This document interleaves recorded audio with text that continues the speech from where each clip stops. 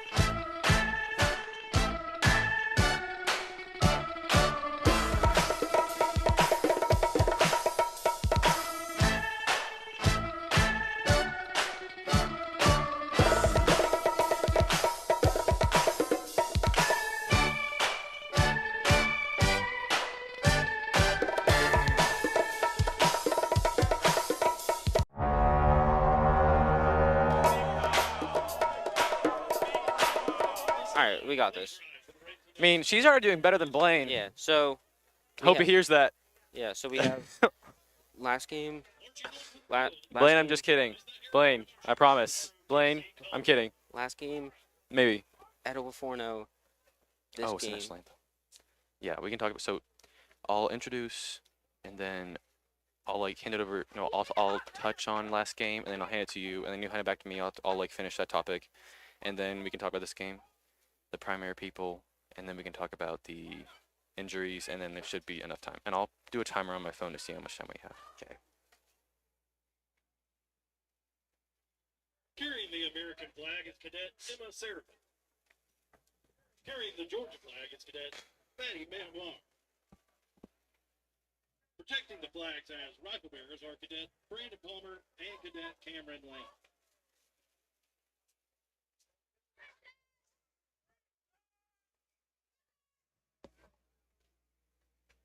It is customary to remove your hat and place your right hand over your heart during the playing of the national anthem. Thank you for your participation and patriotism. On behalf of the Cherokee County Board of Education, Dr. Brian Hightower, Superintendent of Schools, Principal Mr. Robert Van Alstyne, Athletic Director Mr. Peter Boyda, and Head Coach James Teeter, welcome to tonight's game. Please stand for the playing of our national anthem. Tonight's national anthem will be performed by the Sequoia Marching Band of Chiefs.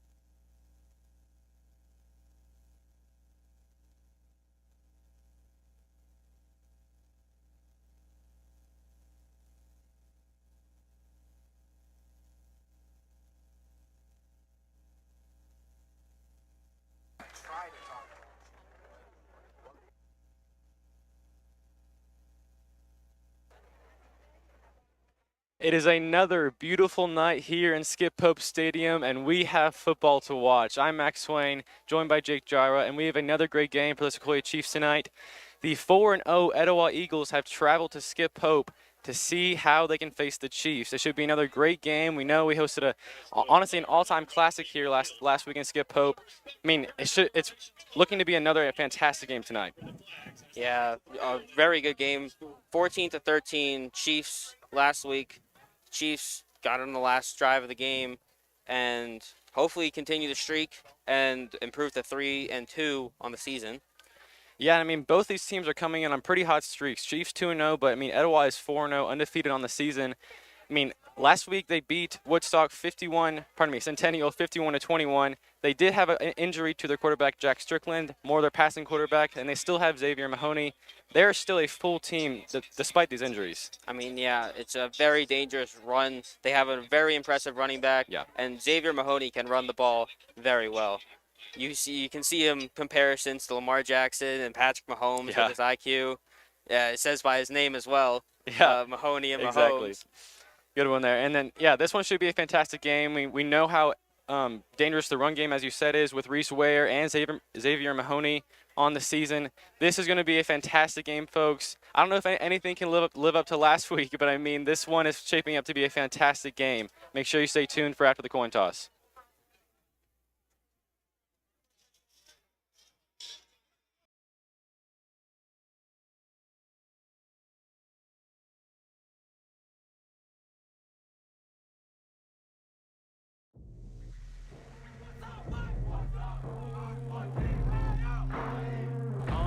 I've known since broken. This is my magnum opus. Are you with me now? Said, are you with me now? Ain't felt this good in a while. They want us to simmer down. Can you hear me now? Am I going in and out? I stop and just look around to see if you're with me now. Tell me, are you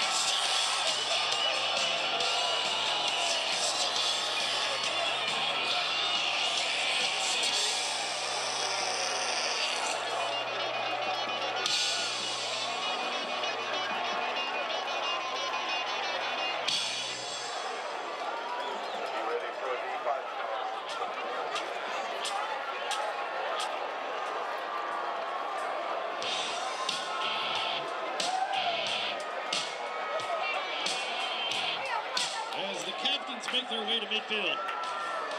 Our officials for the night. Referee, Tom Skinner. Umpire, Franklin Payne. Linesman, Michael Gurley. Line judge, Landon Hunsucker. Side judge, Zach Allen. Field judge, Keith Patterson. Back judge, Nick O'Donnell. Electronic clock operator, Boyd Morley. Play clock operator, Glenn Majoli.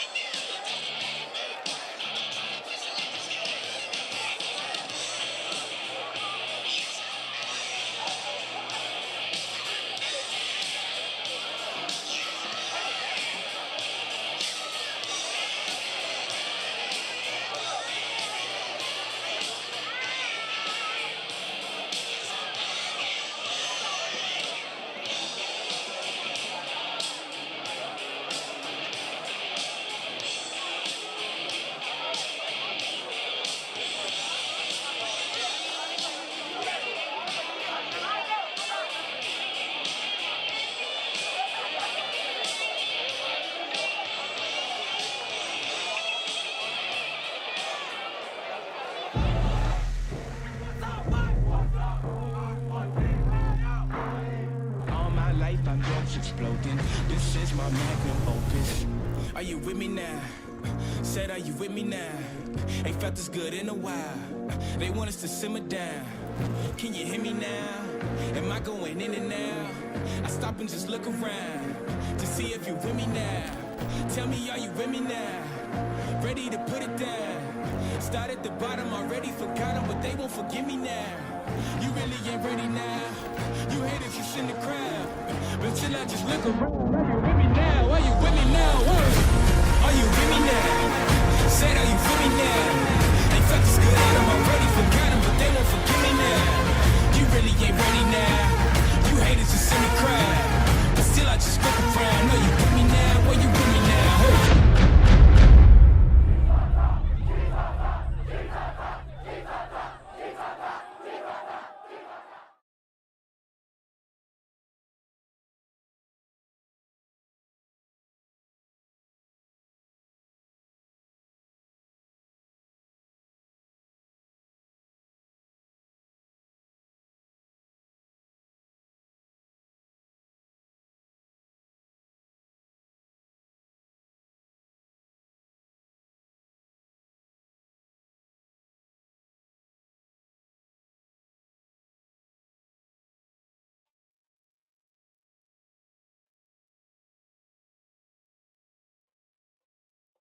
So welcome back to Skip Pope Stadium. We are here to watch the Etowah Eagles face the Sequoia Chiefs. So yeah, as we said earlier, Chiefs at 2-2, Eagles sitting at undefeated on the season. One thing to mention, this is the first game of region play. So I mean, the region play honestly matters most if you're considering about getting a playoff spot. So if you're the Chiefs, ignore your two losses beforehand. Put all focus on this game in particular, and they're going to need all their talent tonight as they face the undefeated Etowah Eagles. I mean, yeah, on that region thing, we've seen what happened last year. They started off 0-3 and then went and go sweep region. So this is a big game for the Chiefs tonight. So that kickoff goes, I believe, out of bounds from near the 10. So Chiefs will get the ball to start this game. And we will see Colby Martin and his Sequoia Chiefs offense on the field for the first time. Had a great week last week, 9 rushes for 57 yards. We saw a lot of his feet last week. We've also seen a lot of passing from him last week. And that's the first penalty of the game on Etowah on the kickoff. That's going to move the ball up to the 35. And yeah, back to the Kobe Martin with the rushing. We also saw a lot of passing from him. 12 completions for 18 attempts. Played a great game overall, especially on his feet, and especially in that fourth quarter. And here he goes now. We got Hancock and Mitchell on the close side of the field. Mitchell had a great game last week as well in the receiving scope of things, as we have a delay of game on the first play. It's going to be first down.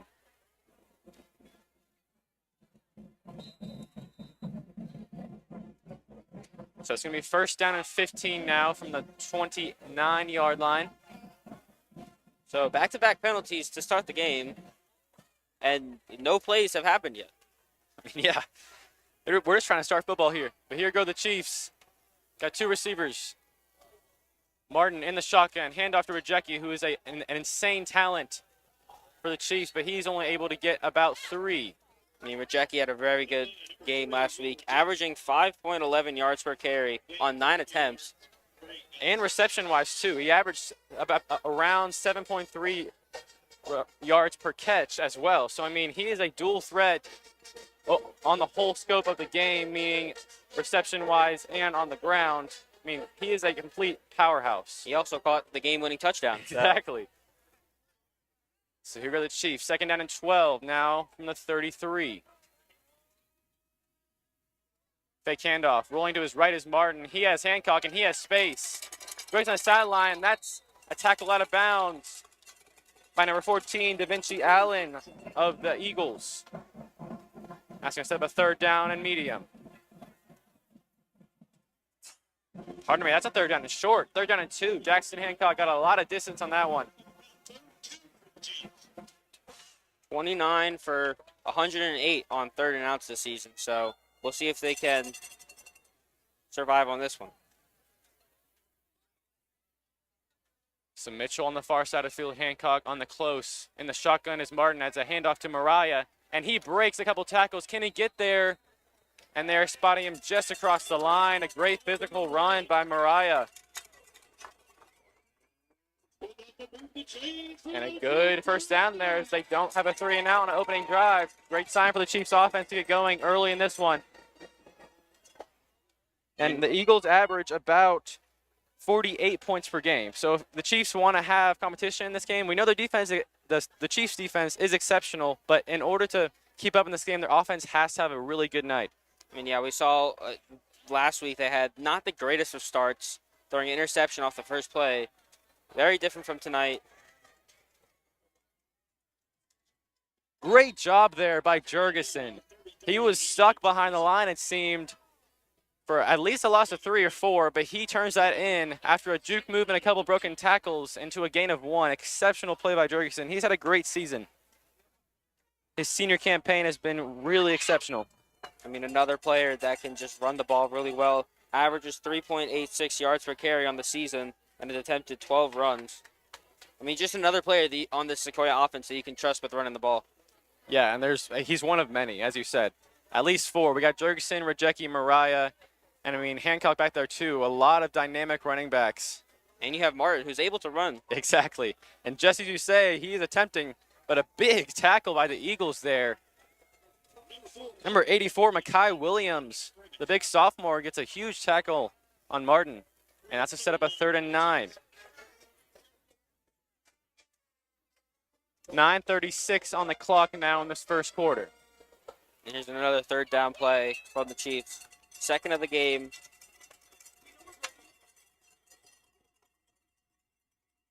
You can hear the cowbells going. As it is a great crowd appearance tonight here. The student section for Sequoia is packed, as the environment is perfect for an in-county region matchup. Martin in the shotgun. He's looking for a pass. There's a rush. And that's Chris Jordan across the middle, but he is short of the first down. They are across the 50. Will Teeter go for this?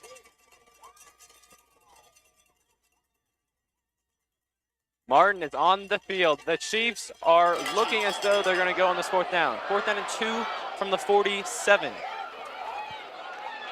And here's a big play. You really need to get a good start. in a game where you have an opponent that averages 40+ points a game.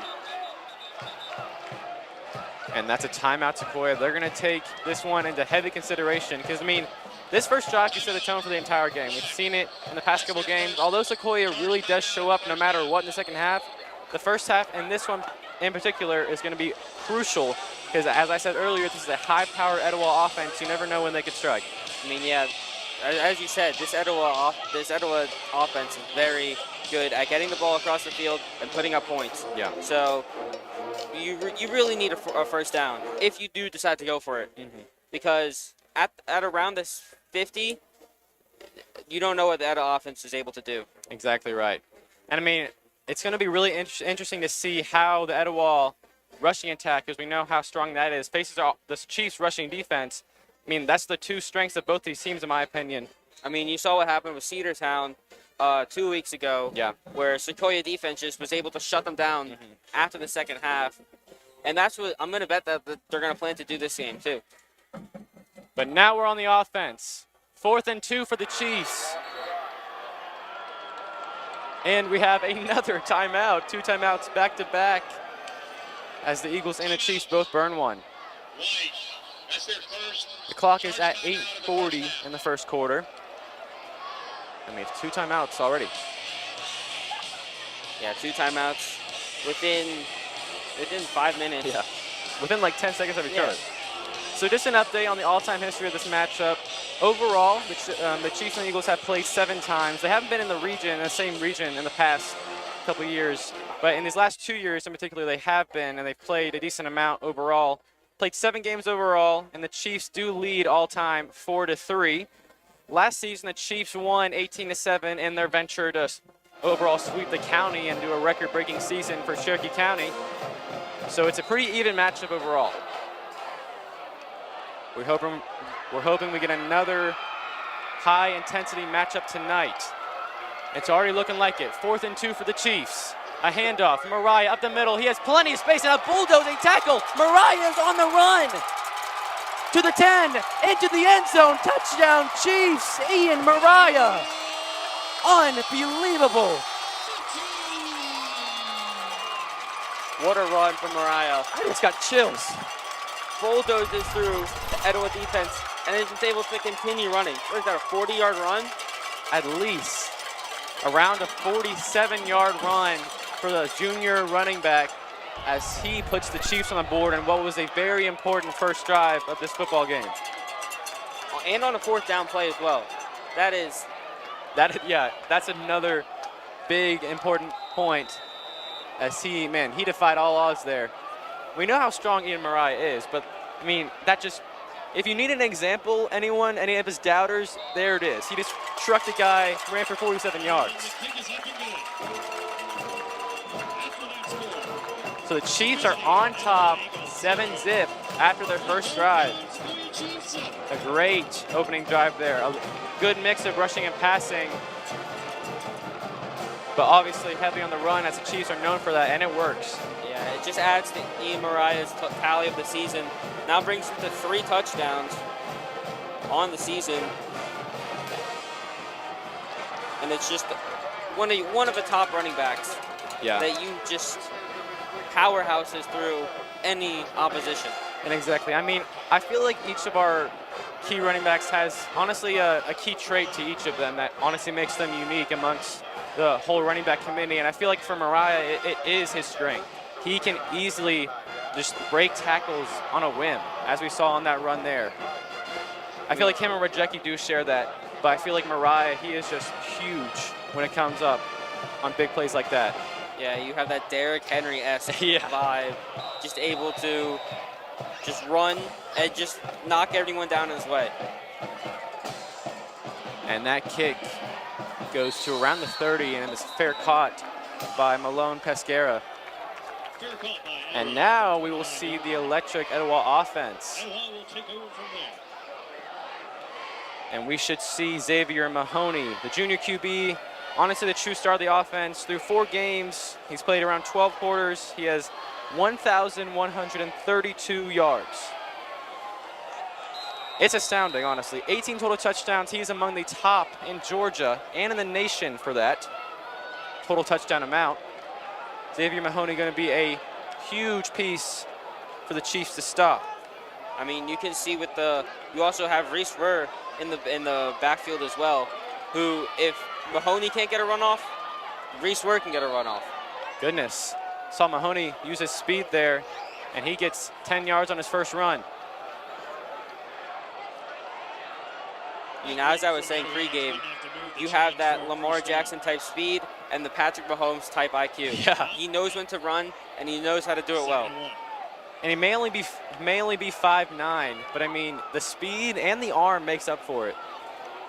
I mean, yeah, he has a cannon, so even when he can't find a place to run, he's able to just throw it deep to one of his receivers.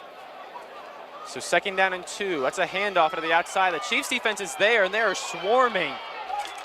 A great tackle. Reese Ware, the running back, tried to go somewhere, but it's a loss of 2. It's going to set up a 3rd and 3. Chiefs defense, especially their rushing defense, showing up there. I mean, Reese Ware, just another great running back. He averages 136 yards per game, which is just incredible. Yeah, I mean, just last game he had 169 yards and only on 10 carries versus Centennial. That's like 16.9 yards a carry. Here goes Mahoney on 3rd down. There's a blitz by Buddy in the defense, but goodness, Mahoney is putting on the wheels. The Chiefs are going to need to get the scramble under control, as Mahoney's a dangerous threat outside the pocket. Yeah, Mahoney just able to just find that little tiny gap that he's able to get through, and it gets him a 30-plus run yard. Yeah, and I mean, it's going to be interesting to see how Buddy, the defensive coordinator for the Chiefs, adjusts to the blitz. I mean, over the course of the game, because these past couple plays, we've seen a lot of defensive pressure, and Mahoney's has been able to scramble out a good amount of the time. And he's looking to pass in the pocket. Good blocks there as he throws it away. So it's going to be a 2nd down and 10 from the 39 of the Chiefs territory. Clock is at 7:37, by the way.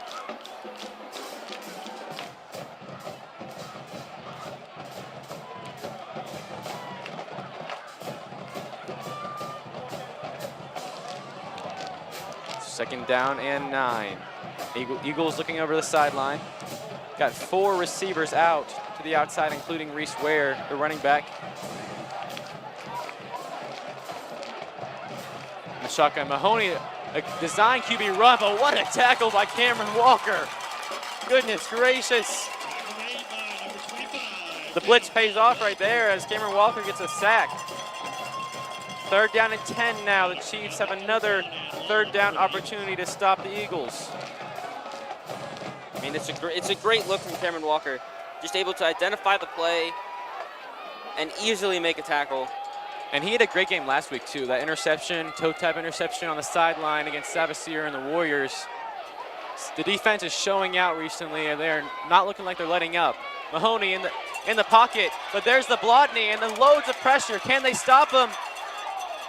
He's running, but goodness, Mahoney is tackled, but it was a flag. I believe it may have been a horse collar. Anthony Santana, the one to bring him down, but it could get taken back with this flag. And that's just not normal by Santana. He's an exceptional tackler all around. Not exactly sure what the call was. Personal foul, horse collar tackle on the defense. 15-yard penalty from the previous spot. First down. Yeah, it's going to be a first down. The Chiefs had them.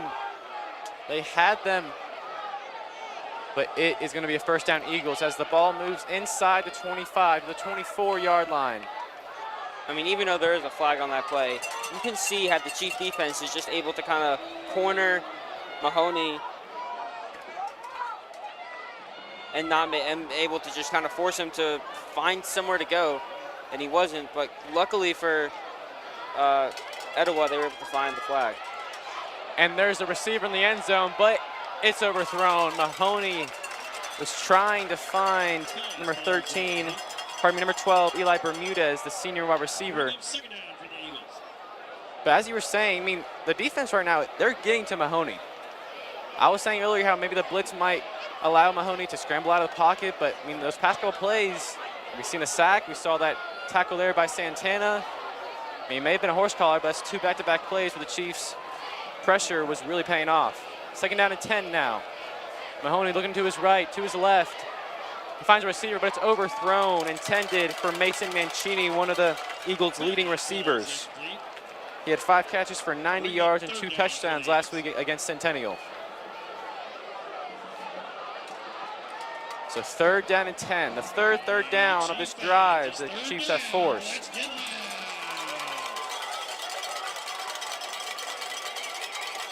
.6:28 on the clock. Got 3 receivers on the far side of the field.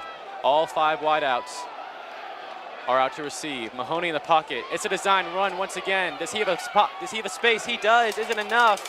And he pushes for more than enough as the Eagles are into the red zone, onto the 10-yard line.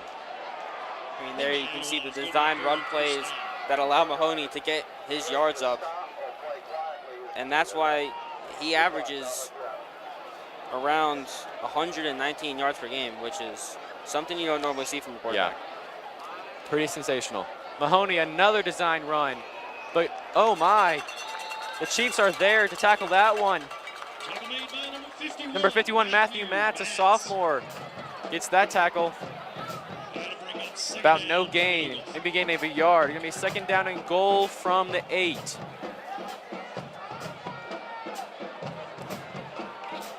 And again, Mahoney the only one on the backfield. No one in the running back slot. The pressure is there, but oh, there's a lot of room over there on the right, and he just slides down. A gain of about 1 as it sets up a third and goal.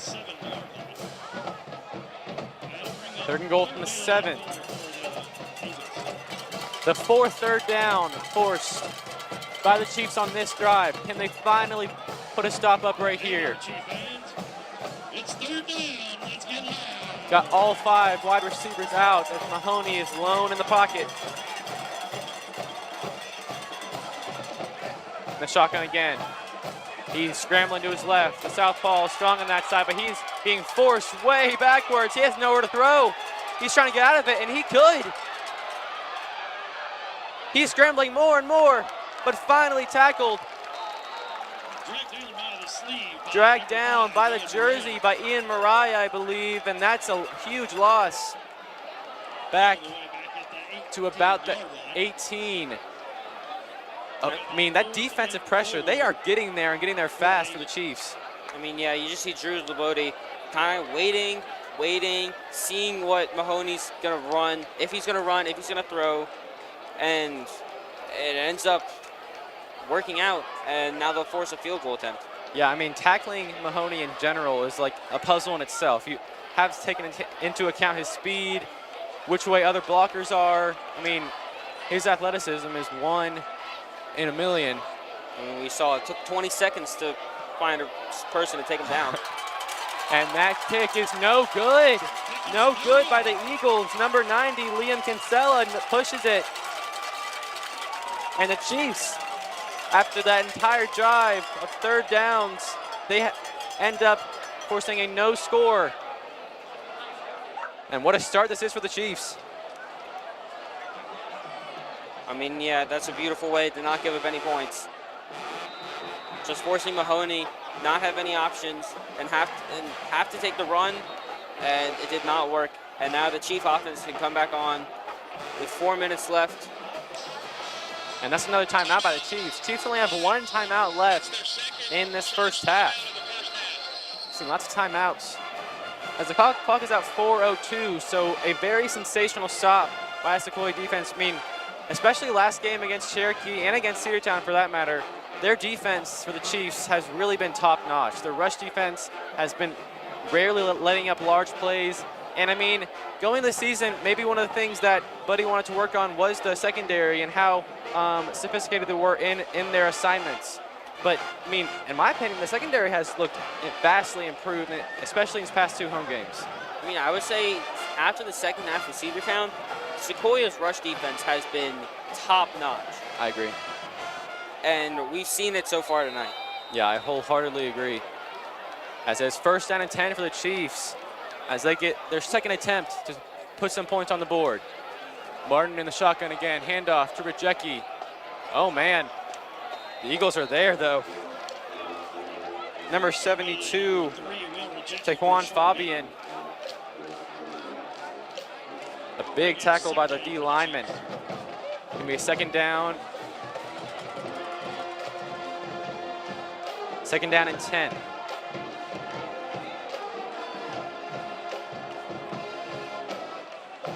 .333 on the clock. As two wide receivers out once again. Martin in the shotgun. Handoff, but it's a little pitch play, and what a spin move. What a spin move that was by the Chiefs. Javon Salazar, the senior fullback. That was impressive. And a very quality gain there as it sets up a much more manageable 3rd down and 2 from the 28-yard line. Yeah, here's another 3rd down play. 4th of the game for the Chiefs offense. And another opportunity to try to keep marching down the field. 3rd and 2.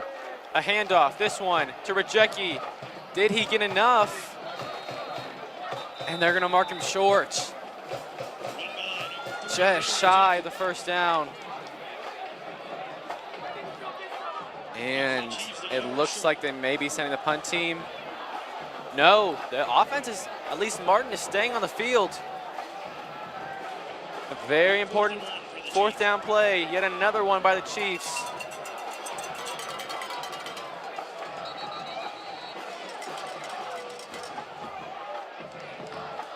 But there is a stoppage on the field. And that's a timeout, Etowah. I mean, 4 timeouts in the 1st quarter. This is a game of patience. Yeah, a game of adjustment, it seems. I mean, these two teams know how important this game is. And, I mean, they have a lot of respect for each other. They know how, I mean, high quality both these teams are in talent. They're going to have to make a lot of adjustments even before halftime. I mean, yeah, you want to start your first region game off with a win. Yeah. And we've seen both these teams are taking this game very patiently. Very seriously. Making very slight adjustments. We've seen 4 timeouts so far with 2 minutes left in the first quarter. First quarter. First quarter. I mean, they still have to take into account the whole 2nd quarter. And we'll see how that works out for them in the 2nd quarter. Yeah, here go the Chiefs on this 4th down and 1. What play is Jack Mine going to whip up here? Martin under center. Could it just be a QB push? Looks like it's going to be. Did he get there? It looks like he got enough. And they are moving the chains. Great 4th down by the Chiefs.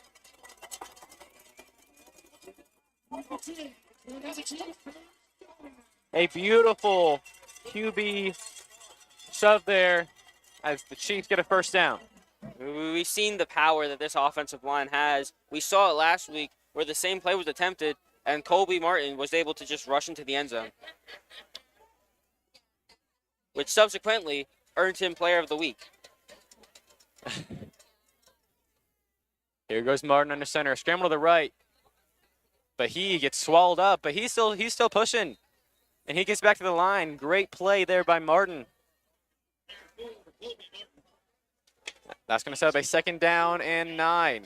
This one from the 31 of the Sequoia territory. Clock is ticking past 1 minute and 29 seconds left in the 1st quarter.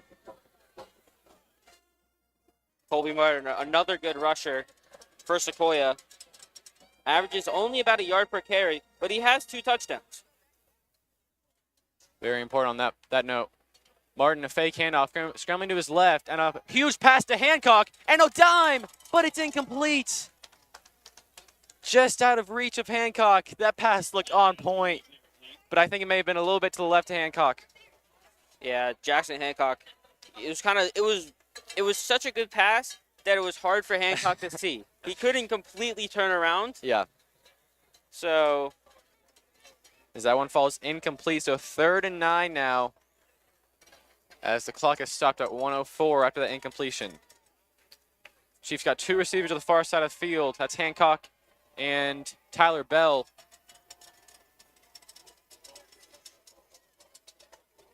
As Martin is in the shotgun again, looking to pass. And there is pressure.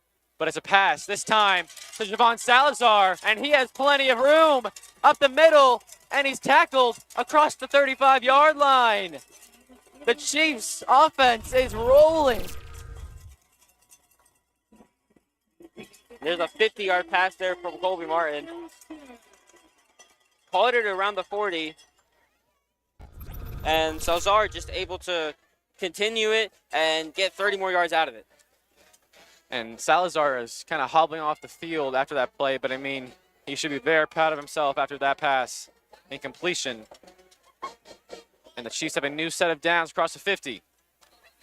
And there's a call before, and it's going to be a false start. That's going to be Sequoia's third penalty in this first quarter. We saw that become a big part of the game against, for Cherokee last week. I mean, that last drive for them, for Sequoia, where the defense had a whole bunch of penalties, that kind of cost them games. So, I mean, we got a first-hand experience last week about how crucial and critical penalties can be. Yeah, something you really don't want to be giving up, especially now, but also late in the game, because this can easily reflect what's going to happen later in the third and fourth quarter. Exactly. Martin rolls to his right. A dime again to Hancock, and he has space, and he gets tackled, piggybacked almost by Da Vinci Allen.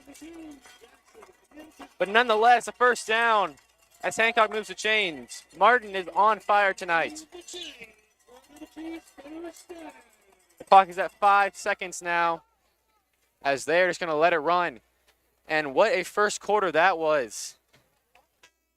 Your score after one, Chiefs 7, Eagles 0. Only seen 3 drives, well, 2 and an incomplete drive so far. But, I mean, the Chiefs have come out on fire right now. I mean, yeah, you saw with the stop on the 20 around with a missed field goal. Yeah.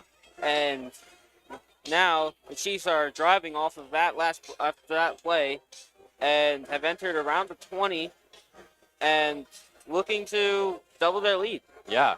I mean, their offense has really looked unstoppable. I mean, of course, they have been forced to fourth down plays, but, I mean, they've made both of them. I mean, they have no reason to be concerned when they've been successful 2 for 2 on both attempts. And one of them ended up in a touchdown. Yeah, exactly right. I mean, can't forget to mention that. Ian Mariah on that 40, I believe it was 47-yard run. That just doesn't happen. It just doesn't happen. Especially on a fourth down play. That is just something you don't normally see. But you just saw Mariah's power and able to just pretty much flatten out the Etowah defense and continue the run. And then as the Chiefs come back out on the field. So as you said, the Chiefs are coming back out. First down and 10. And the ball is on the 19-yard line as the Chiefs start the quarter in the red zone.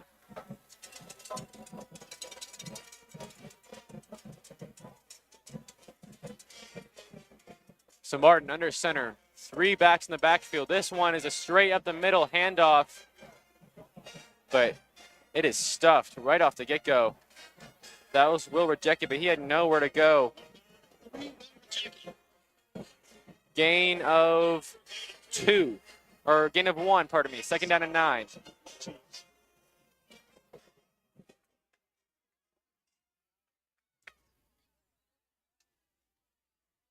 So another 3 back look as Martin is under center. This one, he fakes the handoff. He's looking for a receiver. He has one, but it's overthrown. A great look that one would have been. 23, Carter Heyman, the senior. He was open. Martin just could not place it. I mean, just a little bit overthrown. Not even that much less power, and you have a catch right there. Yeah, you haven't seen that much from Martin tonight. You rarely see that in general. Just a little bit of a miscommunication there. So third down and 8. Chiefs inside the red zone as Martin is looking to his left. And oh my goodness, wide open. Jackson Hancock and the Chiefs are 2 for 2. It's like they didn't even see him. How could you not see a University of Missouri commit wide open in the end zone? The Chiefs have a 2-score lead. I mean, Jackson Hancock wide open on the side of the field. I mean, I wish I could see a replay of that one because, I mean, I don't know how he got that open. How can you forget about Jackson Hancock? That is a player you don't want to forget Yeah. about, as he can do damage as he just did. So the Chiefs are 2 for 2 on their opening drives. And McClure has been perfect on PATs, and he puts it through again. 14-zip is your score as the Sequoia Chiefs are leading the undefeated Etowah Eagles. So how will Etowah respond is what I'm wondering right now, because we know, I mean, they had a lot of third down plays. We know how dangerous Mahoney is. But, I mean, the defense, they forced a field goal. They had a lot of opportunities throughout the entire drive, the Chiefs did, to stop them dead in their tracks. I mean, they had a couple penalties there.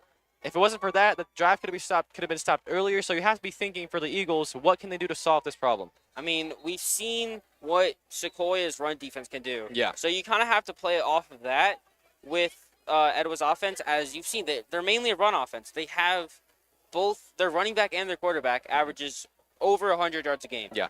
But with Sequoia, you have a very, very, very good run defense. So you have to maybe try to find a few passes, just able to get across the line, and you got to kind of come back now. Yeah, and I think if you're Etowah, you're going to have to test that Sequoia secondary. I mean, we've seen it. We saw it throughout the entire drive for Etowah's first drive. They had 5 receivers out there, a good amount of plays. So, I mean, they have been attempting to at least get the ball out there through the air. But, I mean, even in some of those plays where they did have 5 receivers out there, they were still running the ball with Mahoney. Very true. They had a lot of QB runs there. So it's fair caught at around the 26-yard line as the Eagles will begin their second drive of the game.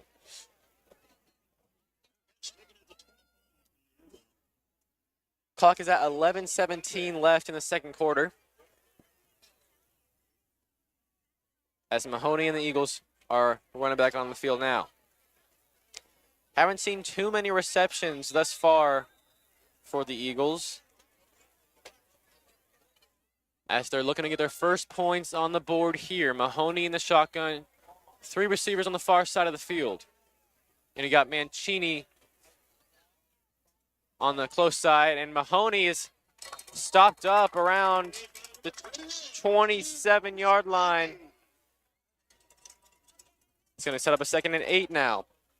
I mean, this is going to be a big quarter for Etowah. The Chiefs have given up 56 points in the second quarter this whole season, the most of any quarter that they have given up points in. So if you're Etowah, you have to take that for your advantage and just try to grind out these points. Very good point. This could be Etowah's chance if they want to get back in this game. And what a run that was by Reese Ware. A good tackle there, but not after he gained about, I believe that was 8. Sets up a 3rd and 1. So what will the Eagles do? Clock is at 10:20 and rolling. Mahoney in the backfield with Ware. And we got 3 receivers out on the far side. Mancini on the close side once again. A handoff to Ware. Instead, Mahoney keeps it, and he's stopped behind the backfield. Goodness, Taiwo Ogundele. Who let him out?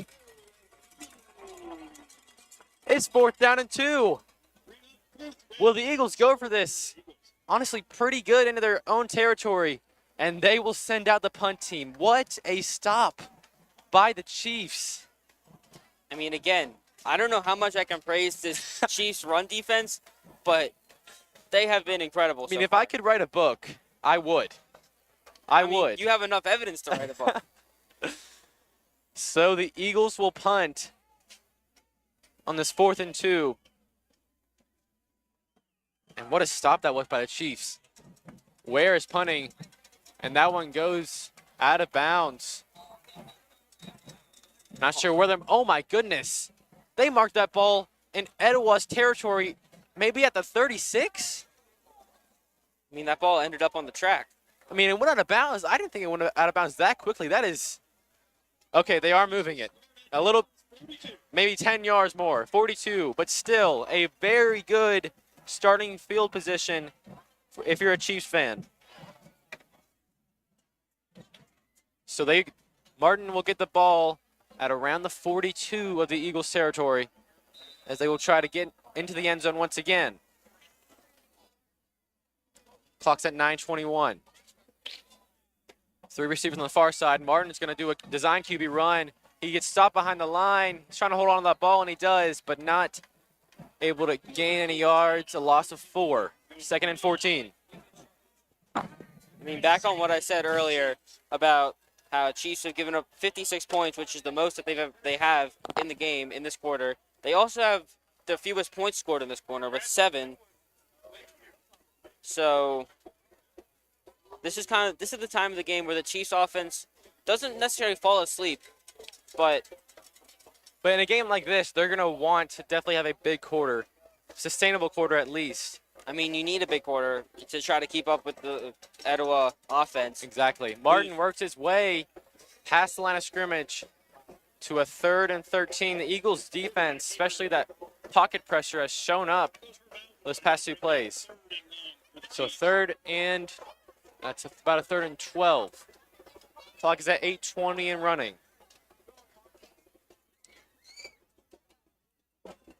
Can the Eagles make a crucial 3rd down stop here? I mean, here's a place where you want to look long and you want to send a receiver out. Or, hand it off to Mariah, let him have a 47-yard run. Martin in the shotgun, a screen play. That one's to Mitchell. Can he break through? Not nearly enough. Good attempt there by the Chiefs, though.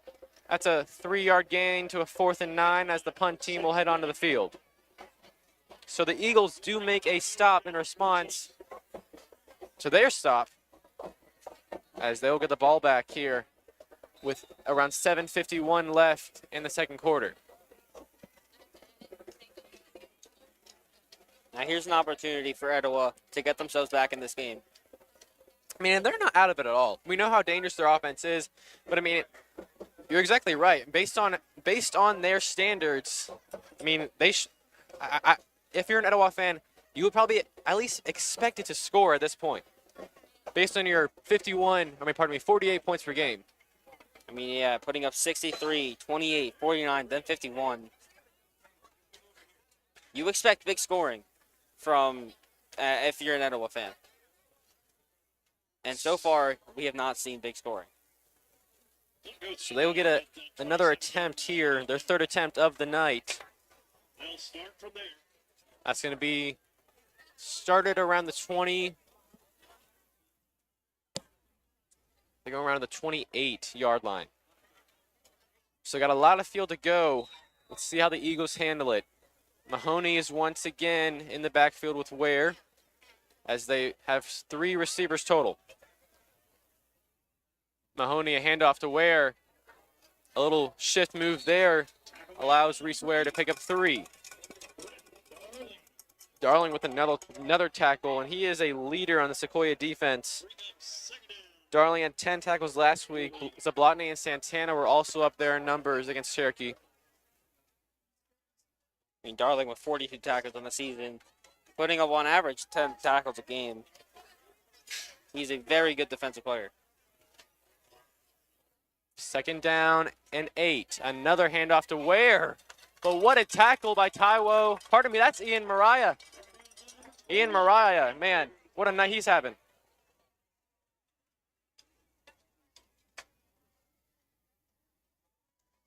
I mean, just another player that shows out on defense. Has 20 total tackles on the season. So it is 3rd down and an 8. And this could be a quick 3rd and out. And the Chiefs force another punt here against the Eagles. Mahoney in the backfield. The pressure is there. Can they get to him? Ogundele is chasing after him. If anyone can, it's him. But Mahoney uses his feet. And what a scramble that was. Goodness. Ogundele so close. Yeah, he had him. He grasped his ankles a second, but Mahoney was able to get out of it. Mahoney felt the breeze on his ankle from Ogundele. And we're so glad to have him back. He came back last week against Cherokee. I mean, maybe that breeze helped Mahoney get to the 1st yard line. Maybe, maybe. First down and 10 from the 41-yard line. And the backfield is Mahoney. Zablotny is there. May have gotten a hand on that one. Mahoney looks upset that he underthrew Pescara on that throw. Second down and 10. Yeah, just underthrown. About 5 yards in front of the receiver where it hits the ground. And now you have 2nd and 10 where you need a play. You have 6 minutes left in the quarter. Yeah, 5:54 to be exact. Mahoney in the backfield, design QB run. They see it. But, man, he is just so shifty. It's so hard to tackle. Gains around 6 on that play.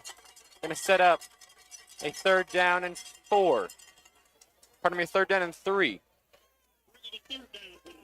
I mean, yeah, he is a very good runner.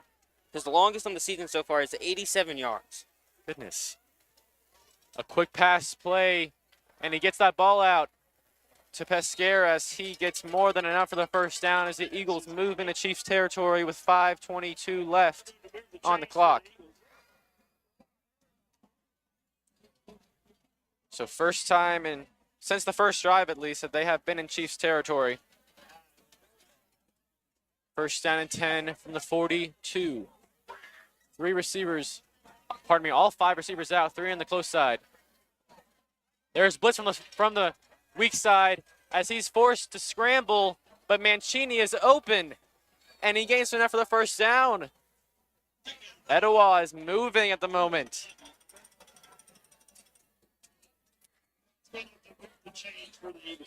First down and 10 now. Clock's at 3:52 and counting. 4:52. 4:52. Thank you. Mahoney and more pressure. Can they get him down? They do. Finally. That's Drew Zablotny takes him down. Nathan Bornat there too. 2 seniors tackling Mahoney there for a sack in the backfield. Makes it a 2nd down and very long. Maybe 2nd down and 17. So how will Mahoney and head coach Matt Kemper assess this one? 4 minutes and 13 seconds left. Clock still ticking down. In the backfield was Mahoney, and they are continually blitzing. Zablotny's there, but he can't get him. Instead, his fellow Chiefs, Ogundele and Mariah, get him down. And again, we keep seeing the same kind of plays. Mahoney making the runs. It is 3rd down now. 3rd down and 16 with 3:44 and running in the 2nd quarter. Can the Eagles get enough to move the chains here?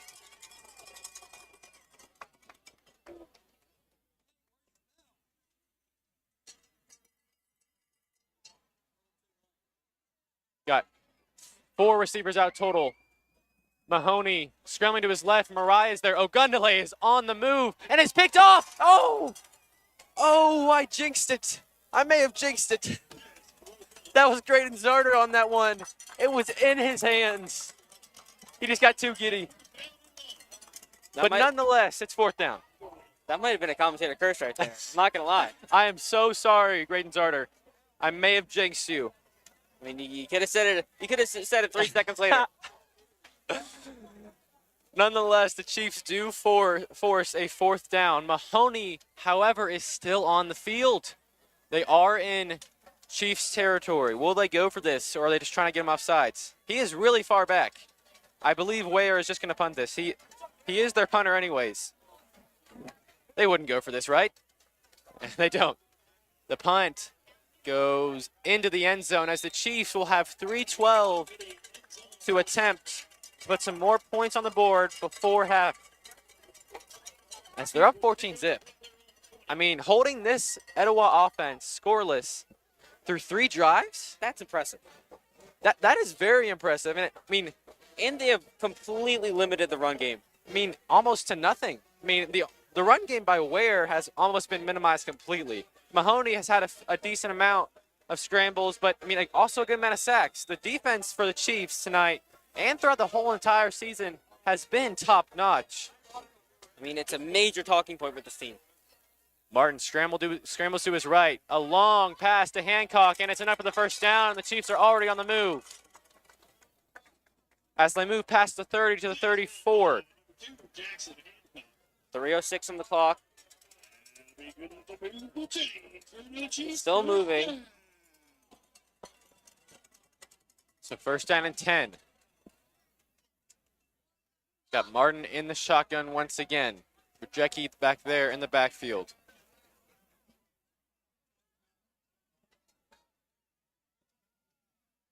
He's scrambling. He has nowhere to go. Instead, throws it to Rajecki, but he cannot hold on. Moves a little bit too quickly. Pardon me, that was Eli Jurgensen.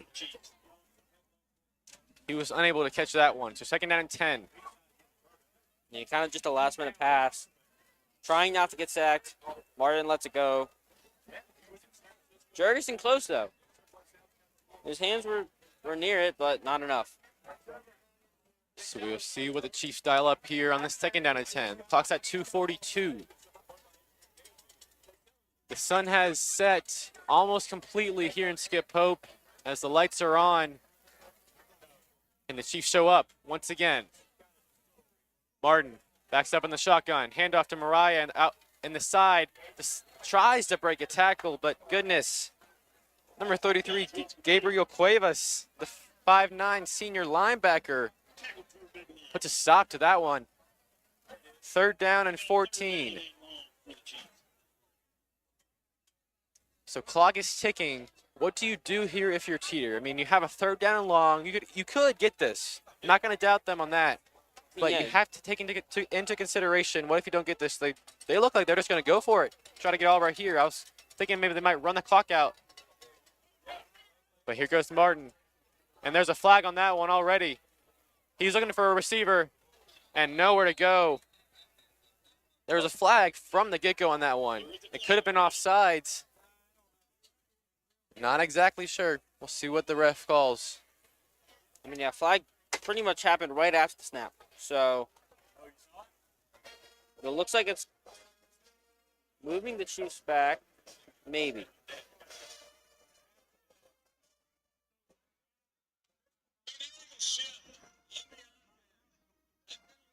All right, so it is an illegal shift on the offense.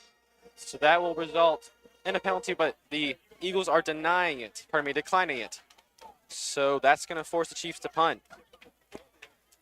So that's a total of 4 punts in a row by both teams combined now, after we had some offensive fireworks first thing.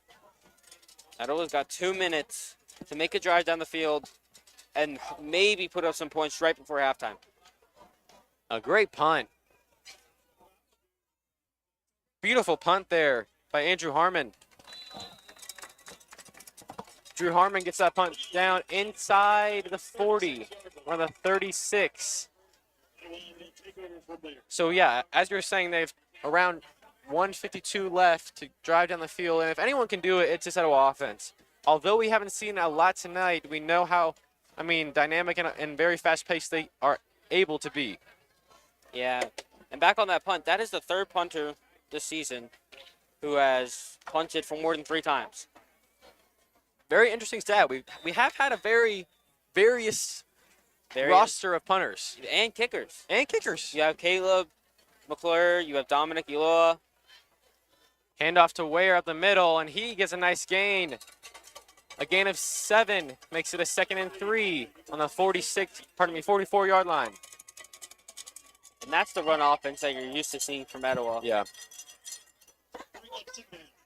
Another run to Ware. The Chiefs are getting out there, though, but not after Ware goes out of bounds around the first down marker. And he is just short, so a 3rd down and 1. The clock is stopped at 1:27. Oh, it is 3rd and inches. 3rd and inches. Mahoney in the shotgun again. 4 receivers out total. Another handoff to Ware, and he gets enough. But, ooh, he takes a hard hit. An army of Chiefs.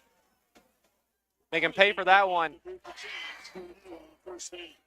So first down at the 49-yard line. Clock is running past 1:18. And both teams still have one timeout left. Yeah, and I believe. Oh, I'm guessing that timeout earlier that I thought it was the second one for the Chiefs was actually Etowah. Mahoney is looking downfield, and he just throws that one away. So I was saying, I thought that's the third timeout called earlier was Sequoia, but I'm looking at scoreboard. I think it was Etowah. So they only have one timeout left according to scoreboard, and Sequoia has 2 remaining. I'm pretty sure I remember there being 4 timeouts. Maybe one was an injury timeout or a referee timeout. Possibly. I mean, the last one was kind of quick, so maybe it was just nothing. Clock is under a minute now, 59 seconds. Second down and 10. There's pressure on Mahoney. He's scrambling, but it's completed to Pescara, and he gets well inside the 30. What a pass and a very clutch moment by the Eagles. But they're going to keep the clock running. They're not going to call their timeout. And keep in mind, the Eagles do get the ball the first possession of the first half. Second half. So, a score here and a score after that could easily level this game. Mahoney keeps it, uses his speed to gain around 4. They move into the red zone, second down and 6. So that's going to be a timeout. Now, I believe it was Etowah. It was indeed. So that was their last timeout. So they have used all 3 timeouts at 33. And the clock is being reset to 35. So ball is on the 19. You have a good 35 seconds to get in the end zone. We've seen a lot of good passes this drive, and we know how easily Mahoney can scramble into the end zone. The Chiefs have to really lock in here. 35 seconds. Yeah, 35 seconds of hustle and heart, and then you got 15 minutes of halftime. Or, sorry, 20 minutes of halftime. Yeah. And then you can regroup. And there haven't been that many flaws from the Chiefs defense this half. Exactly, yeah. Maybe a few from the offense, but nothing notable. Yeah, nothing too much. It's 14-0. Yeah, if you're winning the ball game by 2 scores, I wouldn't be complaining too much. Especially shutting out an opponent that has averaged 60 points. Undefeated, Undefeated and averages 60 points a game. So here goes Etowah. More pressure from the right side. Ogundele is on the chase again. Man, Mahoney must be having a blast. As he is just running Ogundele everywhere. But, you have to give it to Taiwo. He is giving his heart and trying to catch up to Mahoney. After a while, Mahoney's going to get tired at one point. That's what you expect to see from star linemen, star D-backs. So third down. More pressure coming from Mahoney. A pass, a curl route, but it's defended perfectly by Cameron Walker. What a defensive swat by the senior as it's fourth down with 22 seconds remaining. And they will send out the field goal unit.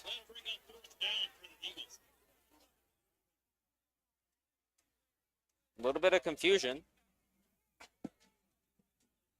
But it looks like the field goal team will still come out. Yeah, so Mahoney is off the field.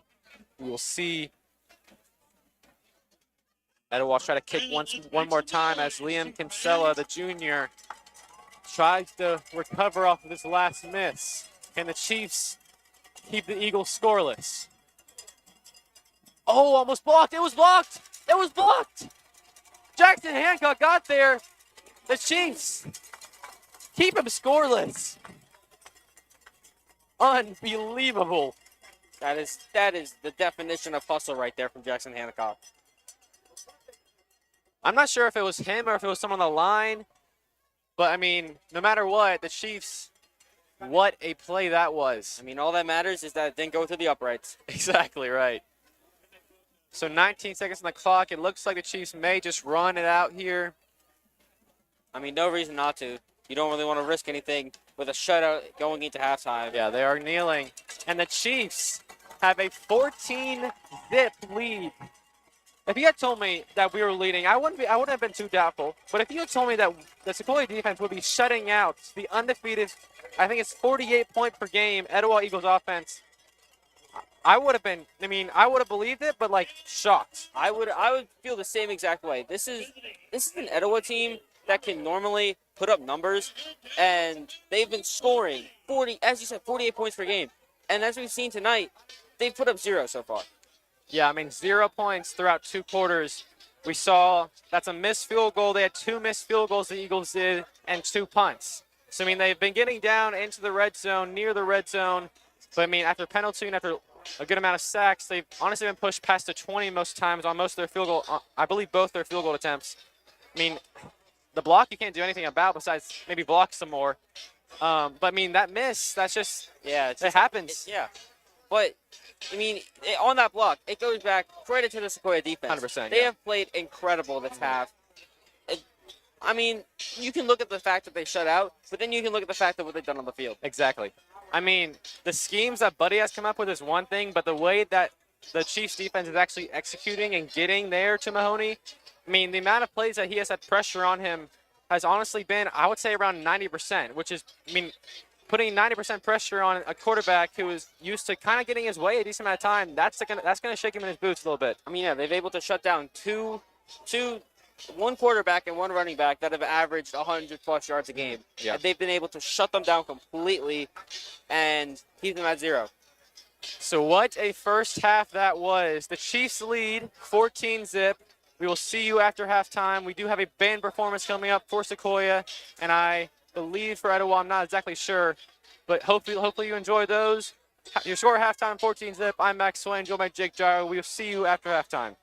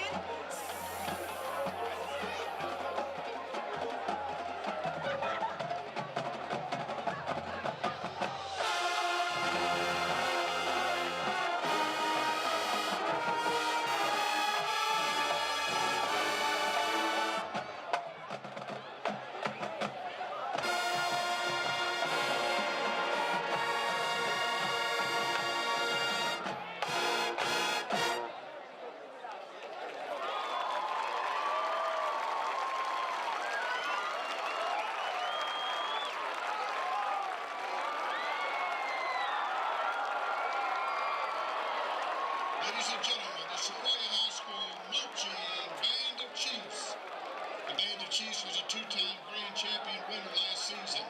In addition to earning straight superior ratings and all captions, the band was awarded the Grand Championship Trophy at the Grovetown Warrior Invitational at Grovetown High School, as well as the Grand Championship Trophy at the Hurricane Classic held at Monroe Area School.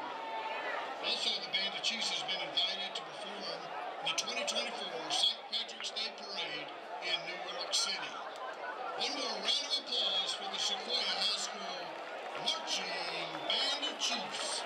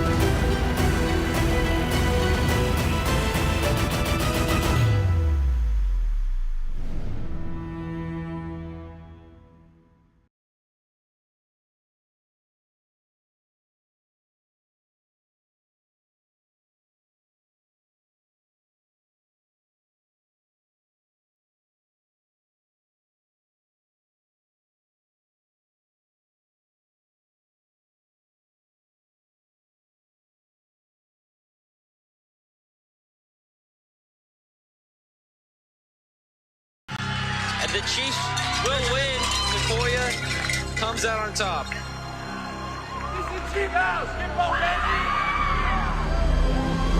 But it ain't about how hard you hit. It's about how hard you can get hit and keep moving forward. How much you can take and keep moving forward. That's how winning is done.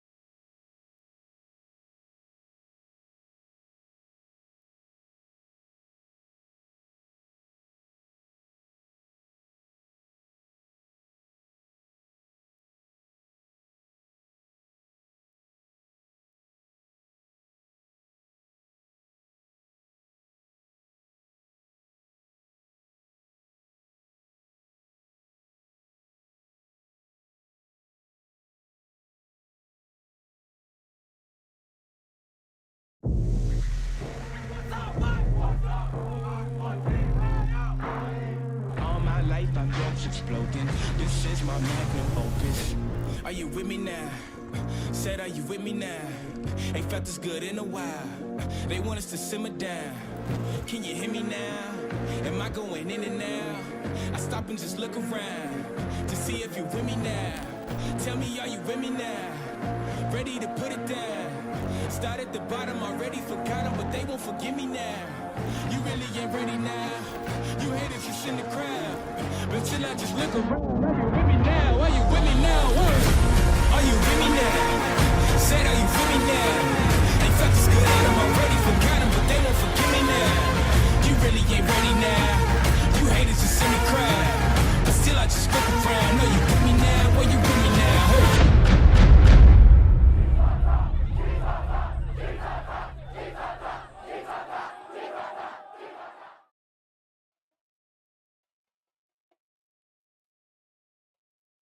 So welcome back to Skip Pope Stadium. I'm Max Swain, joined by Jake Gyra, and we are back to a honestly very entertaining game. Sequoia Chiefs leading the Etowah Eagles in what was a very impressive offensive and defensive performance by the Sequoia Chiefs, as Etowah is going to look to find their footing in the second half. I mean, yeah, very, very strong output from the Chiefs defense and offense, but I would focus more on the defense on this one. They've shut out Etowah.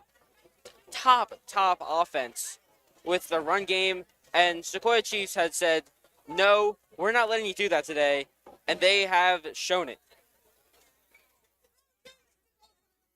So game should kick off the second half in about 2:41.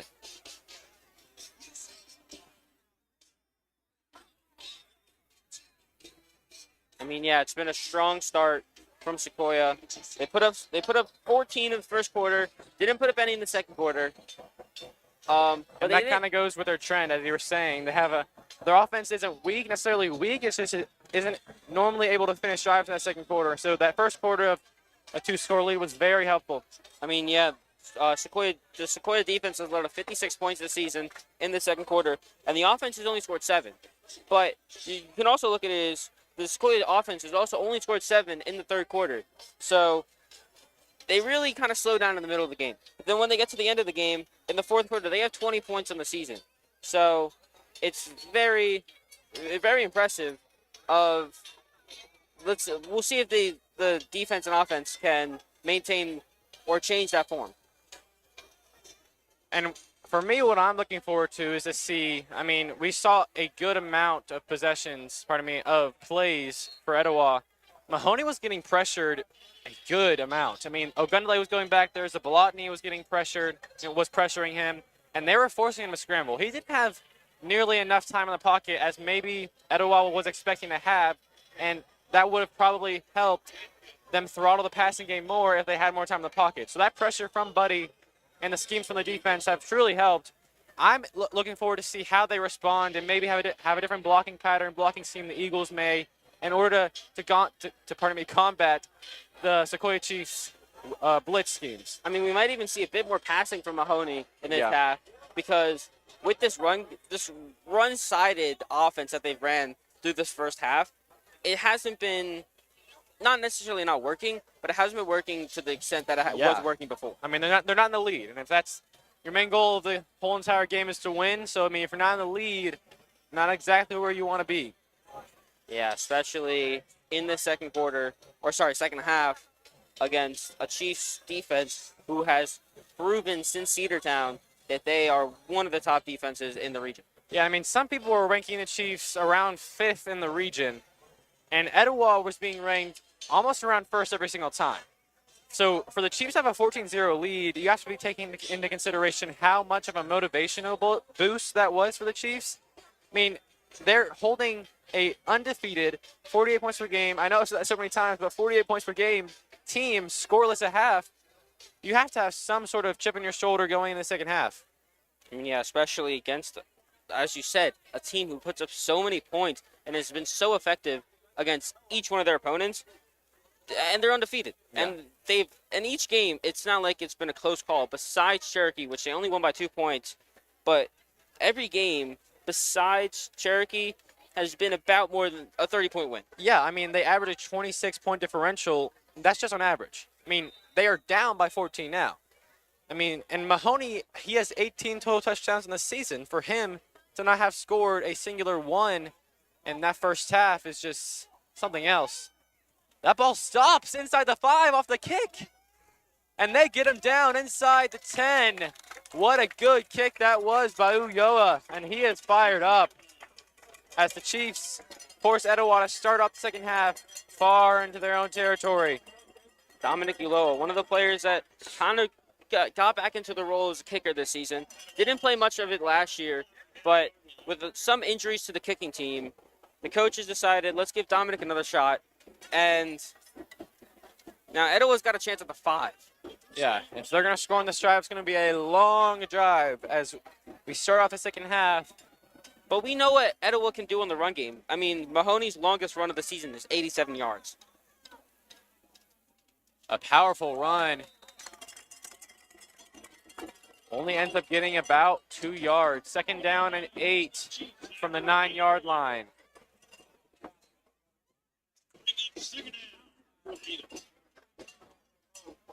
So Mahoney once again in the shotgun as he has 4 receivers out there and Ware to his right.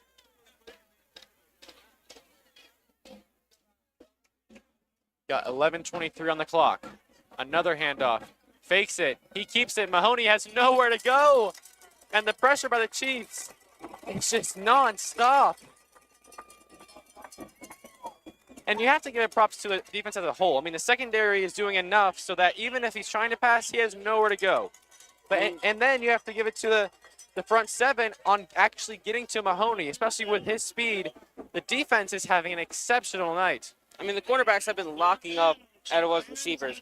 They have had Mahoney has had no looks or barely any so far. Yeah. And he's been forced to scramble, which is not necessarily a bad thing because he does have legs. Yeah. But now you're 3rd and about 9 at your own 5. Here he goes. He's looking long. He has Mancini, and it's caught. Oh my, the longest pass of the night. This one to Mason Mancini. And the offense has spurred to life. I mean, that's Mahoney's wide receiver 1 right there. He puts up 73 yards a game on receiving. And that has just got them out of their own half. Or, sorry, a yard short of their own half. But it's got them out of their own red zone. Yeah, much more breathing room if you're the Eagles. Ball's on the 49. I mean, the ball was a tad bit overthrown. I mean, if he had placed it perfectly, he could have maybe gone in the end zone, but nonetheless, a beautiful pass. And another one, this one to Pesquera. That one's a gain of 9, and the passing game is all of a sudden working beautifully for the Eagles. And yeah, as I said before the quarter started, you have to switch it up now. And that's exactly what we've seen. We've seen a switch up, and they have gotten 60 yards in 2 plays. Second down and 1, a handoff to Ware. He gets chipped up, but I believe enough for the first down. They do motion to move the chains. First down and 10 now. I mean, Ware tries the spin move there. Not effective as it normally is for him. So first down and 10 now for the Eagles from the 41. As after just 2 passing plays, they have moved up this field quickly. 9:29 on the clock. And there is a pre-snap whistle, and it's a timeout for Sequoia. Another early timeout in the first quarter of a half. I mean, we saw it. We saw it at the exact same, around the exact same time as the first quarter. I mean, again, just another place where you have to set yourself up, find your positions, know what you're looking for, and now with the switch up of the game, Sequoia's coaches, they kind of got to look for that now. Instead of really being focused on the blitz, you kind of have to throw some maybe safeties back there and just be careful. Yeah, in my opinion, a very smart timeout. I mean, Etowah's driving for, honestly, I mean, they have driven in previous drives, I mean, pretty effectively, but this one is honestly very fast-paced and a couple big gain plays. They have to be trying to reconsider what they came out of halftime with. We know Buddy can adjust very well. Yeah, 2 plays have gotten them 60 yards, and they have a fresh set of downs. and an opportunity to make something happen. Yeah. Which is what you really need coming back into this game with 9 minutes in the third quarter. So first down and 10. Mahoney and the Eagles will have the ball on the Sequoia 41.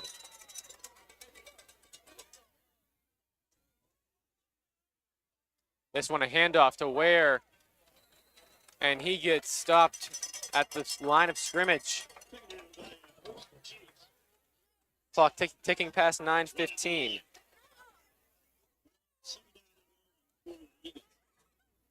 Got Pescara moving over to the far side of the field with Mancini. Two powerful receivers over there. As the Chiefs have around 6 or 7 in the box. Fakes the handoff. Mahoney is getting out of there. Lots of space. As he gives a little stiff arm to Tyler Bell as he runs out of bounds. And there's a run game that you've expected to see from Etowah so far that hasn't really happened. I mean, yeah, this offense that we're seeing this drive, we haven't seen it all game. I mean, there's something about this drive and something that has been brought to life in the Eagles that, I mean, we definitely did not see throughout the first 2 quarters.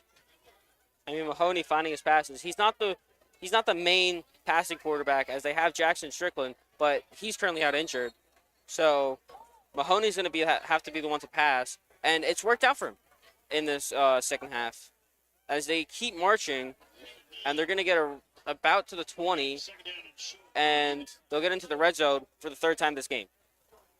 Yeah, for the 3rd time this game. 2 times before they missed field goals. Could possibly be 14-6 right now. But can't go back from now. So 2nd down and 1. Mahoney in the backfield. Another handoff to Ware. Gets a good run there. It's enough for 1st down. Drew's Lagodi able to just stuff him down and make sure he can't go anywhere else. They aren't signaling to move the chains yet. And I believe it's 3rd down and inches. Oh, they're gonna measure it, are they? Oh, they're marking it for 1st down. No need for a measurement on that one, said the ref. That's gonna be another 1st down. This is the Etowah offense that we should have been seeing all game. Ball almost stripped out of Ware's hands, but finally Ogundalike tackles him after a gain of 4. So it's going to be 2nd down and 6 now as they move further into the red zone. Yeah, I mean, you're exactly right. This is the offense we expected. Very fast-paced, big game plays. Sequoia defense, we know how good they are. Can they respond? I mean, they've been able to shut them down on 4 the last 2 drives that they've been inside the end zone. But the ball's out! Pescara may have gotten it. Oh, my goodness! Brenton Darling comes out on top!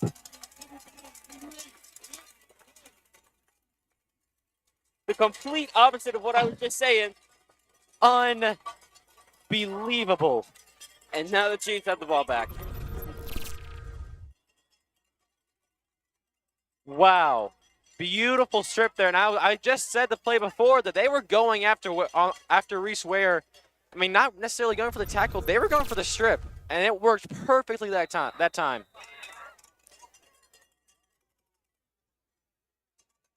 I mean, as you said, they almost got it on the first one. So I don't remember who it was, but somebody got their hand in there, wasn't able to fully take it out. But then someone else, Brenton Darling, just came in and absolutely knocked that ball out of there. Huge play. Made a huge play on that one. Run by Will Rejecki, a gain of 4, makes it a 2nd and 6 as the Chiefs move the ball to the 8. So they're faced with the same problem that the Eagles had on their previous drive, trying to get around 90 yards to the end zone. Their 7th forced fumble of the season. Wow, that's a stat line. Through 4 games, going on 5.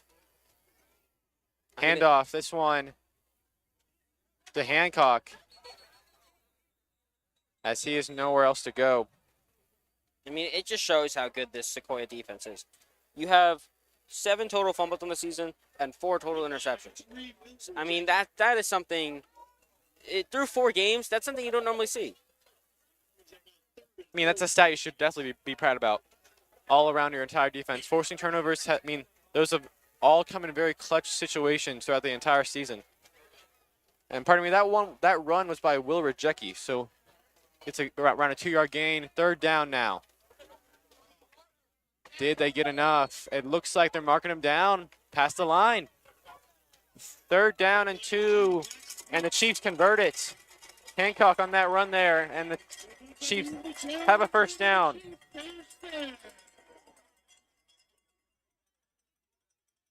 I mean, a good job to get out of the dangerous territory, and now you have a lot more freedom. So instead of having to really be careful about dropping back in the pocket, you have around 10 or so yards to do that, and you can start creating more plays. So 1st down and 10. Ball's to the 14. Handoff once again up the middle. And a good gain there. Can't get a number just yet. That one was Will Rejecki once again. He's getting a good amount of the carries this evening. Gain of 4. 2nd down and 6 for the Chiefs. And I mean, you have to be thinking, the clock's just running out now. They could easily just run the ball as long as they want. They averaged 4.5 yards a carry last game.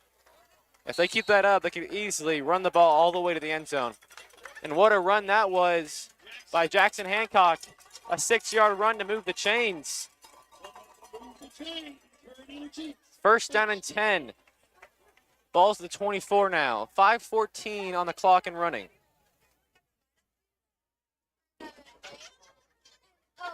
I mean, I feel like last game is definitely going to be a staple mark of this team, of kind of that turnaround. Starting the season not the best way that you really want to start at 0-2. Now, on a 2-game win streak, a very good performance against Cedartown and a very good performance in Cherokee. And so far, it's carrying over to this game. And what a run that was by Rejecki. He got picked up by a couple Eagles there. They were trying to slam him down, but nonetheless, he gets a 5-yard run. And they are just getting chunk play after chunk play after chunk play. I mean, if you're the Chiefs, you're taking as much time as you want on these. Exactly right. And Etowah has no response right now. They cannot seem to find a solution to stopping Sequoia's run game. 2nd down and 5. Martin under center once again. Handoff to Rejecki. And he pushes for a gain of 3. Pardon me, gain of around 2. Makes it a 3rd down and 3. Ball is on the 31-yard line as the clock goes under 4 minutes left in the 3rd quarter. I mean, again, just keep letting the clock run. There's no need not to. Take as much time as you need on these plays. And now you have a dangerous, hopefully not to go 3rd and out. And man, Hancock, he thought he could get anywhere he wanted, and he almost got out of that one. But nonetheless, a huge 3rd down conversion as the Chiefs keep the drive alive. Almost like I had an opposite of a commentary curse right there. 1st down and 10 now on the 39-yard line. Pardon me, 41-yard line. As Martin is just under center once again, they are just looking to run this ball consistently. Rejecki is just pushing, and he just drives with his legs till the whistle is blown. And that's just one thing you have to value and just really respect for all of the Chief running backs. They have this like grit. They have this fight that they want to really just bulldoze the player in front of them. And they will keep on pushing until that whistle is blown. I mean, Rejecki is very athletic. Last year, he tried soccer for the first time, and he was a phenomenal outside back. Good to know. Dual sport player, possibly. But right now, he's lighting it up on the football field. That 2nd down and 3, 2nd down and 6 turns to a 3rd down and 3 after that run. So another 3rd down attempt for the Chiefs as the clock goes past 2:30 left in the 3rd quarter. And they're just draining it out.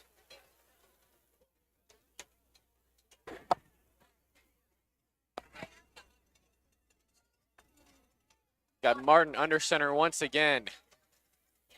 And Rajecki in the backfield. Can he get there?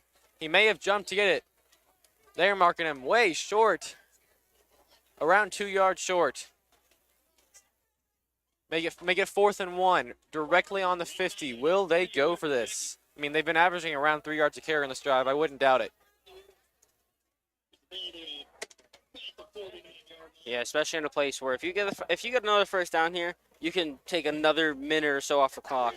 Yeah, I mean, getting a first down right here could honestly get us into the 4th quarter, get us a good way in if they keep the drive up. 4th down and 2. A run, but Hancock has nowhere to go. And a defensive statement by the Eagles as they get the ball in Sequoia territory. The Chiefs' 3rd 4th down attempt of the game, and this is their first unsuccessful one of the 3. So 1:27 on the clock as the Eagles retain possession. I mean, even though no score was put up, you got to stop fumble recovery pretty much on around the 3, I think it was. And you took 8 minutes off the clock. Yeah, that's a really good point. Time is going to be a big factor in this one. I mean, they may have not scored, but you're exactly right. Taking the time off the clock is less time for Etowah to score.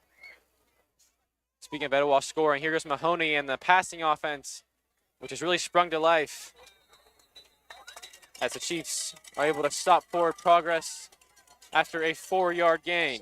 Pardon me. Made that a 6-yard passing gain. 2nd down and 4 now. And back to your point about the scoring. I mean, you kind of have to get touchdowns here. Yeah. Your kicker has missed 2 field goals already. You don't really want to risk another missed one, but you could also try to get his morale a bit higher. So it's just a real question of what you really want to do. But I'd say you need touchdowns or nothing. And Mahoney gets stopped after a few yards of gain by Zablotny and Santana, a dynamic duo at linebacker. So 3rd down and 1 for the Eagles now.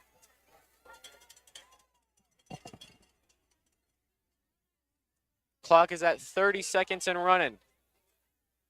Let's see what the Eagles can do with the ball on the 40. Mahoney, handoff to Ware. Chiefs are there, but not able to bring him down in time. I see gains 4. First down for the Eagles as Ogundele is struggling to get up. That's not a good sign. Seems like it could just be cramping. And you really hope it is just cramping. Yeah, you really hope it is. He is a key piece of this defense.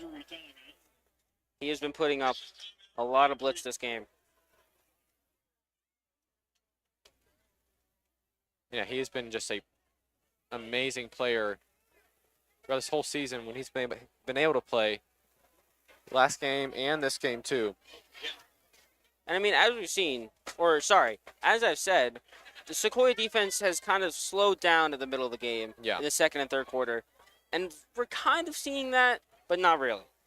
I mean, you've seen the forced fumble at the 3-yard line, but just the amount of passes that have been going through and just a slow gain of yards, it can really put a lot on this game.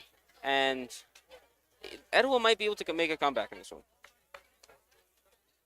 And it's kind of unlike the Chiefs to honestly be performing, not in a poor way, but I would say worse than the first half because, I mean, they were lights out in that first half. But because, I mean, in my opinion, they're more of a second-half team. This is where you see them shine more, especially that defense. So, I mean, they did force a fumble on the last drive. Just have to step it up right here and make sure the Etowah Eagles don't get in the end zone. I mean, yeah, definitely a second-half team, a team that really just comes alive, especially in the second half of the game, and a close game that can go either way. Yeah, exactly right. So 18 seconds on the clock, 1st and 10 for the Eagles.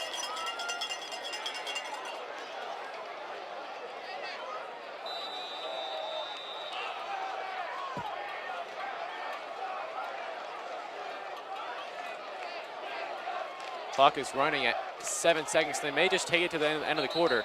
Oh, and they were trying to get a playoff, but there's a false start. And that's the first penalty for Etowah. And the first penalty overall in the second half. False start on the offense by So a false start makes it a 1st and 15. Etowah's 3rd penalty of the game. They've had one in every quarter.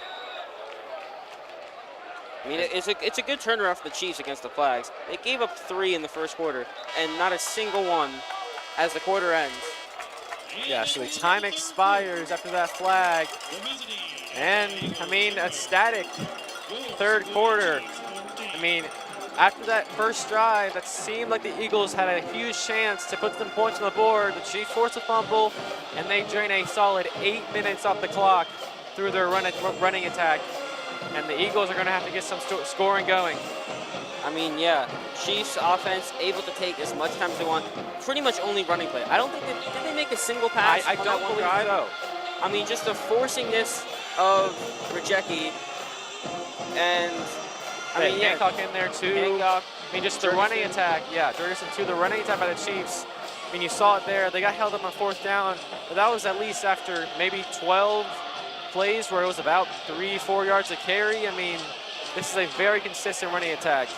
As we enter the 4th quarter, and the atmosphere is growing ever so tense in Skip Pope. And everyone knows what's at stake here. It's the first region game. It's an in-county rivalry matchup. And it's a chance to put Etowah, take out an undefeated team. Yeah, it's a chance to give Etowah their first loss of the season to what some people thought was a lower-ranking team in the region. But Sequoia is trying to prove all of their doubters wrong. I mean, I'm pretty sure Sequoia was a 6-point underdog in this game. Yeah. And so far, Chiefs are up 14. So 1st and 15 for Mahoney. A handoff to Ware, and he has space galore. Finally tackled after a gain of 20. And there's the run you see from Ware. The things that you've seen from him in his highlight reels and games previous. That has not shown up so far in this game. But there's a very good run from him. Finally tackled by Graydon Zarter in the secondary as a timeout is called for an injured Eagle on the far side of the field. Hopefully he's okay. So the Eagles offense is starting to get going, but I mean, you want to be optimistic if you're an Eagle fan, but they had that fumble the last drive. You can't be too sure. I mean, they've been in the red zone, I would say about 3 times, and they've gone 0 for 3. Yeah, and you, as you said, they're starting to turn up now, but it might just be too late. Yeah. They might have just shown up a bit too late. And this game, 11 minutes and 52 seconds left in the 4th quarter. It just might be out of reach.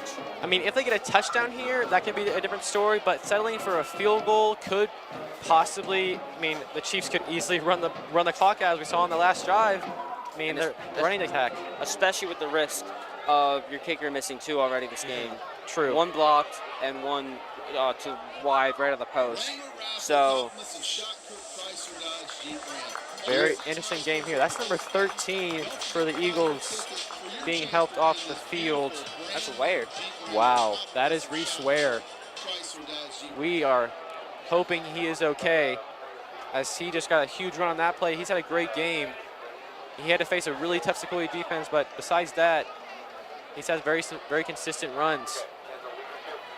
So new running back next to Mahoney. He has 4 receivers out there. Mahoney keeps himself, and he has lots of space. Finally tackled by Zablotny and Darling, as that's Walker Hughes, the freshman running back next to Mahoney. I mean, there's one, at least of what I've seen from Etowah offense of the games that I've watched. That one play, that fake handoff, has worked very well. Yeah. Another one, just as you said. Mahoney is in the end zone, and ladies and gentlemen, we have a game. There's Mahoney's touchdown. Yeah, finally up to 19 total touchdowns on the season. Nationally ranking. Yeah, I mean, I looked before this game happened, around 18 total touchdowns. They hadn't updated all of Max Preps, but I mean, at his 18, he would have been at least top 10 in the nation, which is astounding. So he finally gets the 19th one, and Etowah finally gets on the board, and it's in the 4th quarter. 11:24. As you saw the last drive, the Chiefs were able to take 8 minutes off the clock, and they only got to half field. And it's no good. Another block. And he may have tipped it, but I mean, the pressure may have just scared the kicker. I'm pretty sure, I didn't see a touch. I'm pretty sure that was a miss. He got really close. I'm not exactly sure, but nonetheless, disregarding all of that, it is a missed extra point. It is 14-6. I mean, kickers have so much pressure on them. Yeah, exactly right. I mean, we even saw it last week. Not to bring up Reed Chandley again, but I would love to. I mean, he's an exceptional kicker, and he missed like a 20-yarder. It just happens. Kickers are put under so much pressure. It's just going to be expected of them, at least sometimes. I mean, they're going to hook it sometimes. That's just, yeah, but when they do, as in our own Caleb McClure hitting the game-winning field goal, or sorry, extra point. Yeah. So after that, the Eagles go within a score, 14-7 now. Pardon me, 14-6. Very important missed extra point. So the Chiefs will get the ball back. As I mean, we saw their only other drive this half result in 8 minutes off the clock and no score. So now, if the Etowah defense gets a stop and they can get back on offense and they do get a touchdown, you have to go for 2 points. Yeah. And if you don't, well, you will be 1 point short, assuming you make the field goal. Hancock snatches that one as he's trying to find some space. Shoves a couple Eagles down and gets to around the 20. So the Chiefs will regain possession with 11:17 on the clock. I mean, Hancock is a wonderful kick receiver and punt receiver. Averages about 32 yards on a kick return and 14 for a punt return. Yeah, I mean, and he's only had 2 kick returns. He's a very good returner overall. I mean, we saw around at least 2 touchdowns from him last year. He was a very solid returner. I don't think he's gotten as many opportunities this year. So Rajecki, a very strong run to the right. Man, he is just powerful. He goes for 5. 2nd down and 5 now from the 25. And again, I think we're going to see exactly what we saw in the last drive and just keep the run plays going and minimize this clock down. The Chiefs only have 2 timeouts. The Eagles have 3. So the Eagles, if they do make a stop and they get the ball back, they can play with the clock a bit. You have 3 timeouts. Yeah, but right now they really have to focus on stopping this rushing attack by the Chiefs. Clock moves past 10:40 as Martin motions. That's Eli Jurgensen over, and he has some space. There is a flag on the play.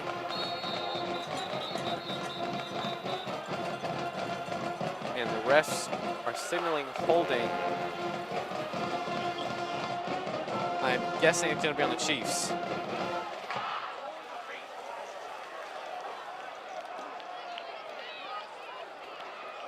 I'm going to guess it is, and the Chiefs are backing out. They are. So that's their first penalty since the first quarter. And once again, comes in a clutch situation. The drive where they really need to respond to Etowah's first points of the night. And yeah, we've seen what penalties can do in the 4th quarter for a team. Yeah.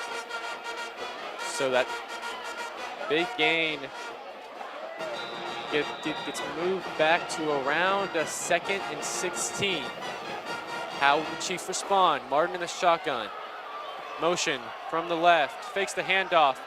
Oh, and he misses Rajecki on the route to the right. And it's going to be a 3rd and 16. Now this is the big play. Very big play. Forcing a 3 and out for Etowah right here. I mean, that would be a heck of a response.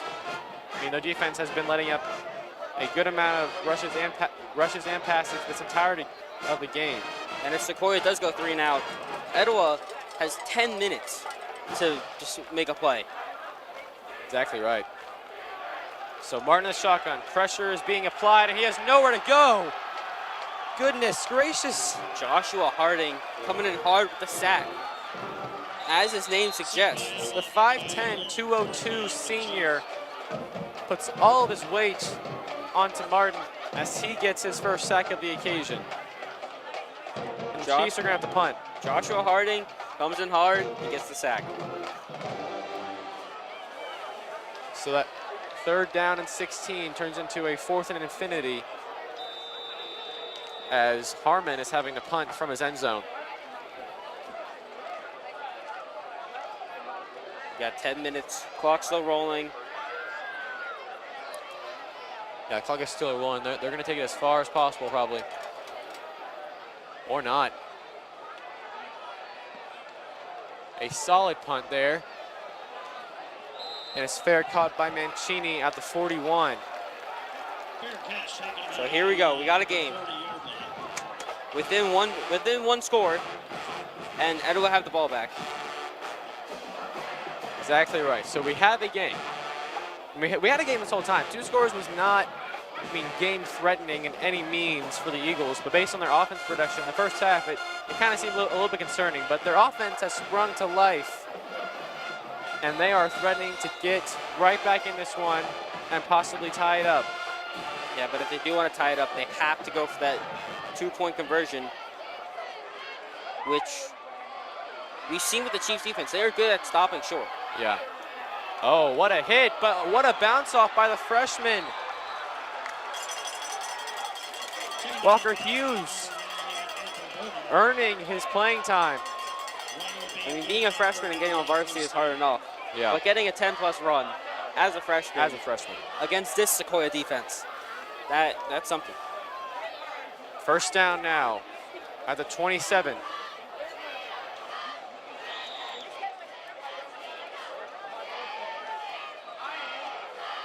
Mahoney in the shotgun with Hughes. And he hands it off to him. He keeps it. Faked me out too. And he faked out this defense as he gets inside the red zone. He got lost in that play too. The fake handoff goes crazy. No, it is really, it's extremely effective. The Chiefs seem to have it under wraps in the first half, but that blitz scheme has kind of gone away. They haven't been pressuring Mahoney nearly as much, or at least getting to him. Well, I would say that since Mahoney has kind of switched more, he's been looking at more options in his receiver corps, and he's been taking more options in this one as well. So you can't focus all of your effort on the blitz on Mahoney.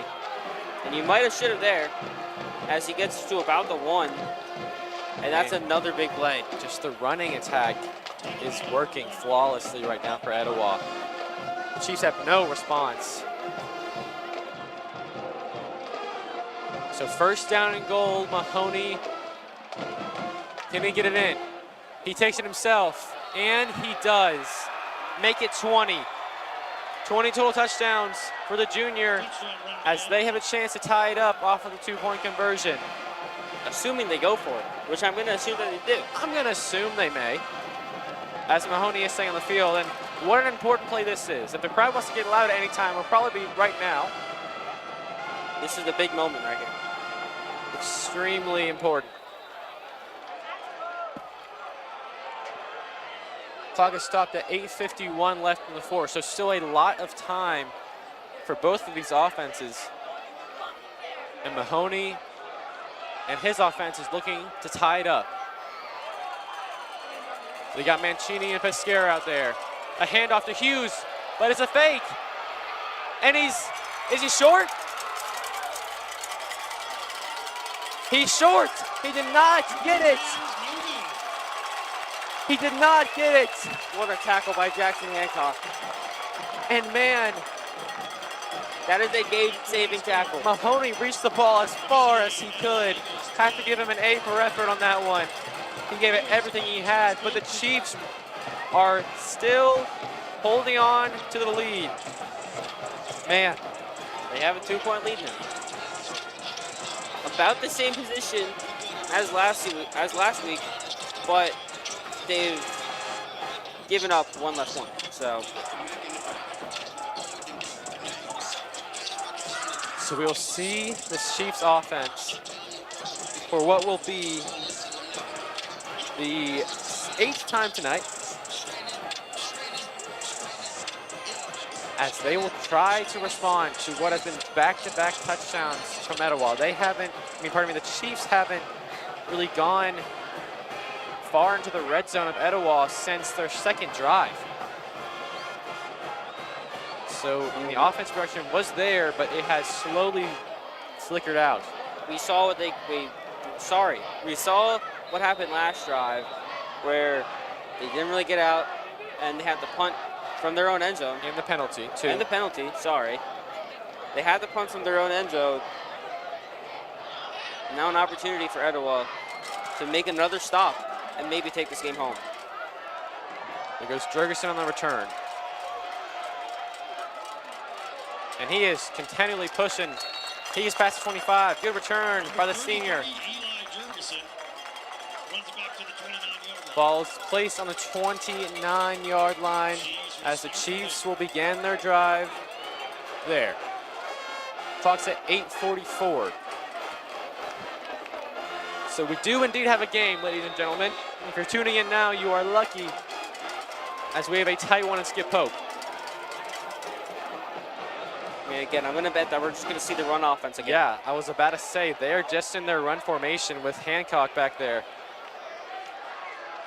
And he is working his way to the opposite side, breaking tackles, a gain of 5. 2nd and 5 now. The Chiefs will have the ball on the 34.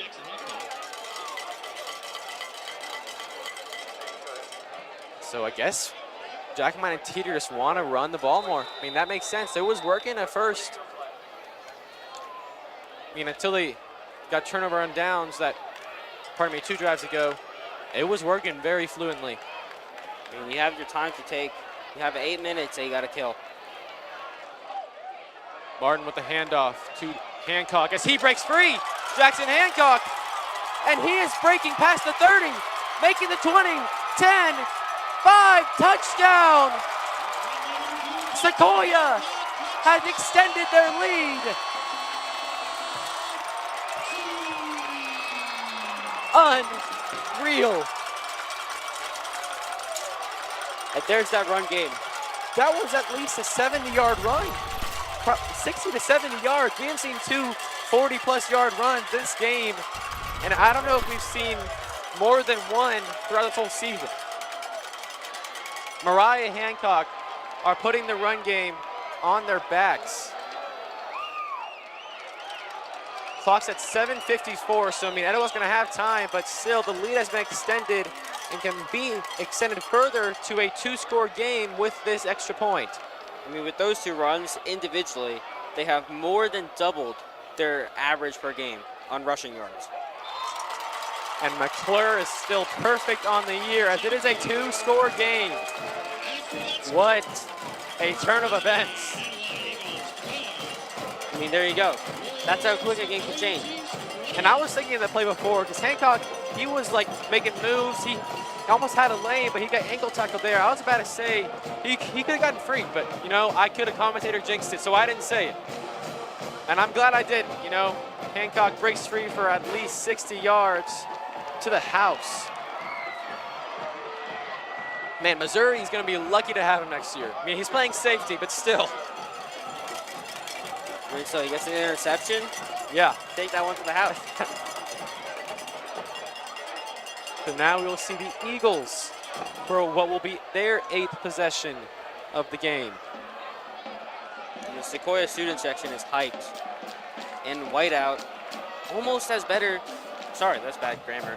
Almost better than Penn State, in my opinion. Yeah, I mean, that's the competition when you're thinking of whiteout. I mean, when you think of whiteout, you think of Beaver Stadium and how well they do it. I mean, Sequoia, I'd say we're better. I say second place has to be Sequoia High School.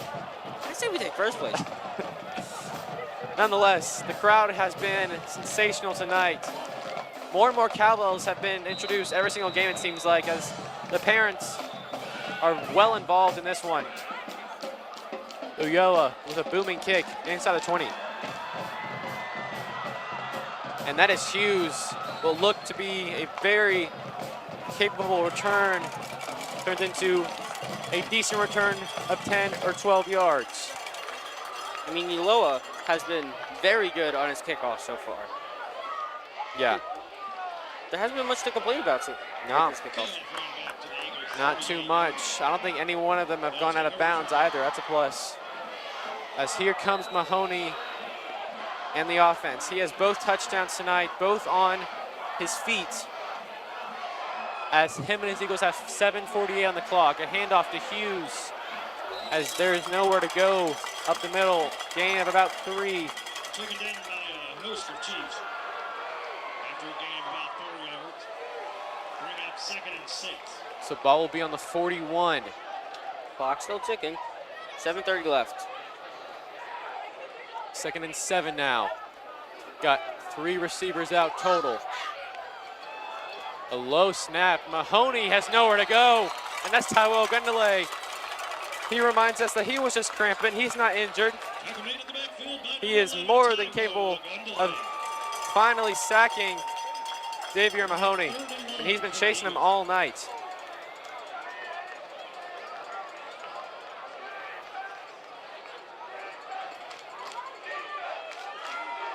So clock goes past 6:53.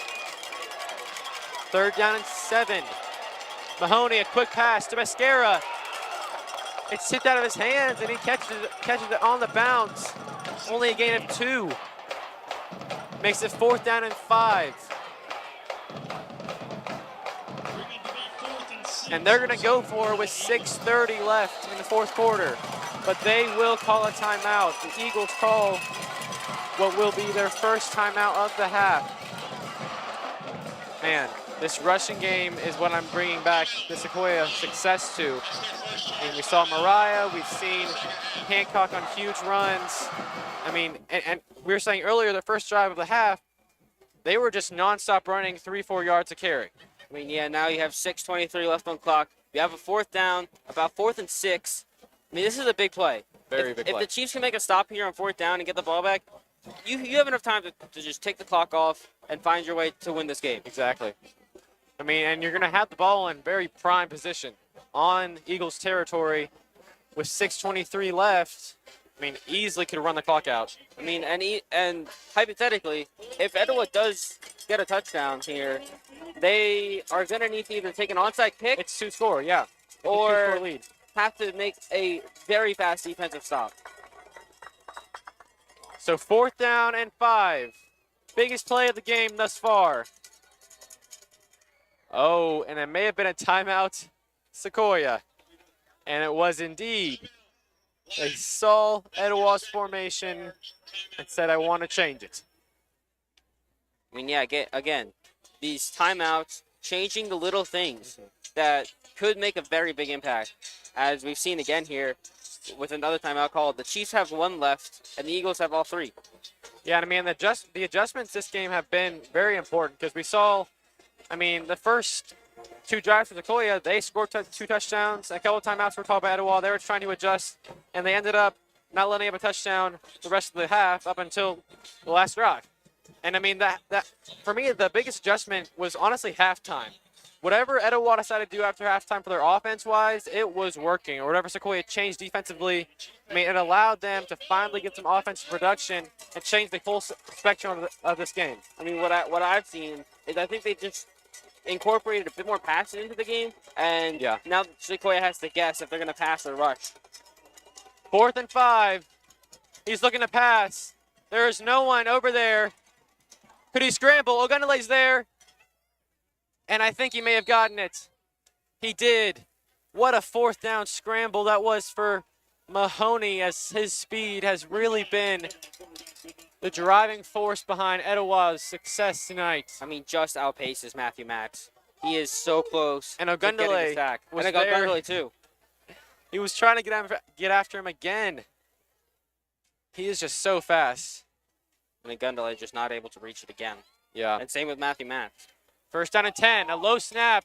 Ball is out, and Mahoney has to squat in the backfield. And that is a costly play. Very easy mistake. It's going to put him back 5. And now 6 minutes. Clock still ticking.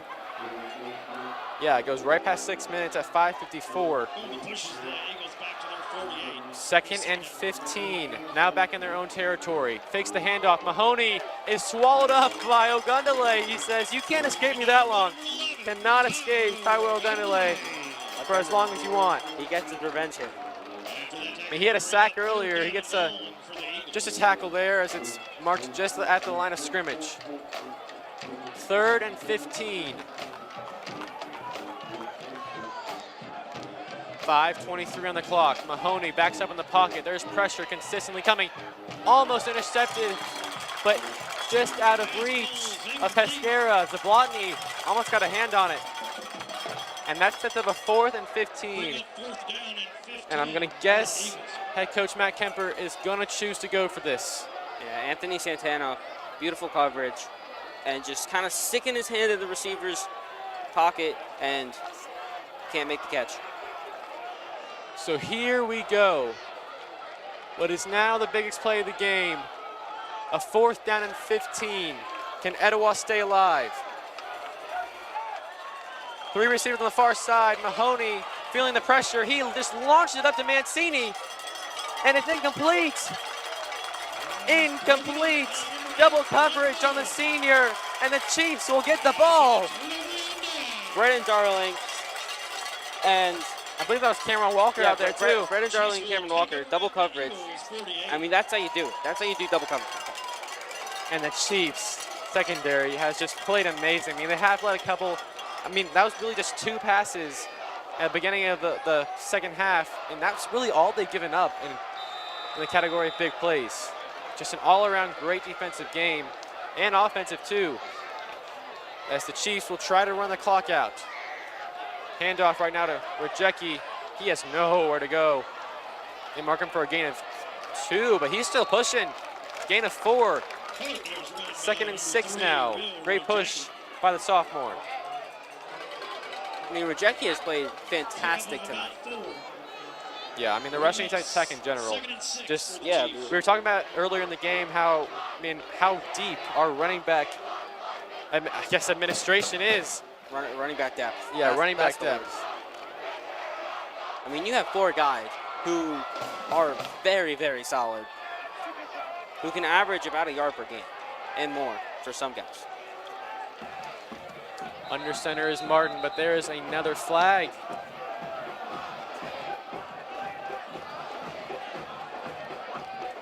That's Sequoia's 2nd in this 4th quarter. They have come up at very crucial times, and that will stop the clock, I believe.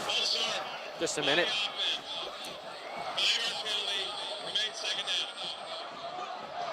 So 2nd down and 11.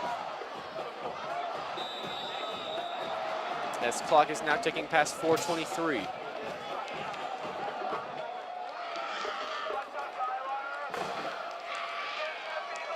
Got Martin in the shotgun.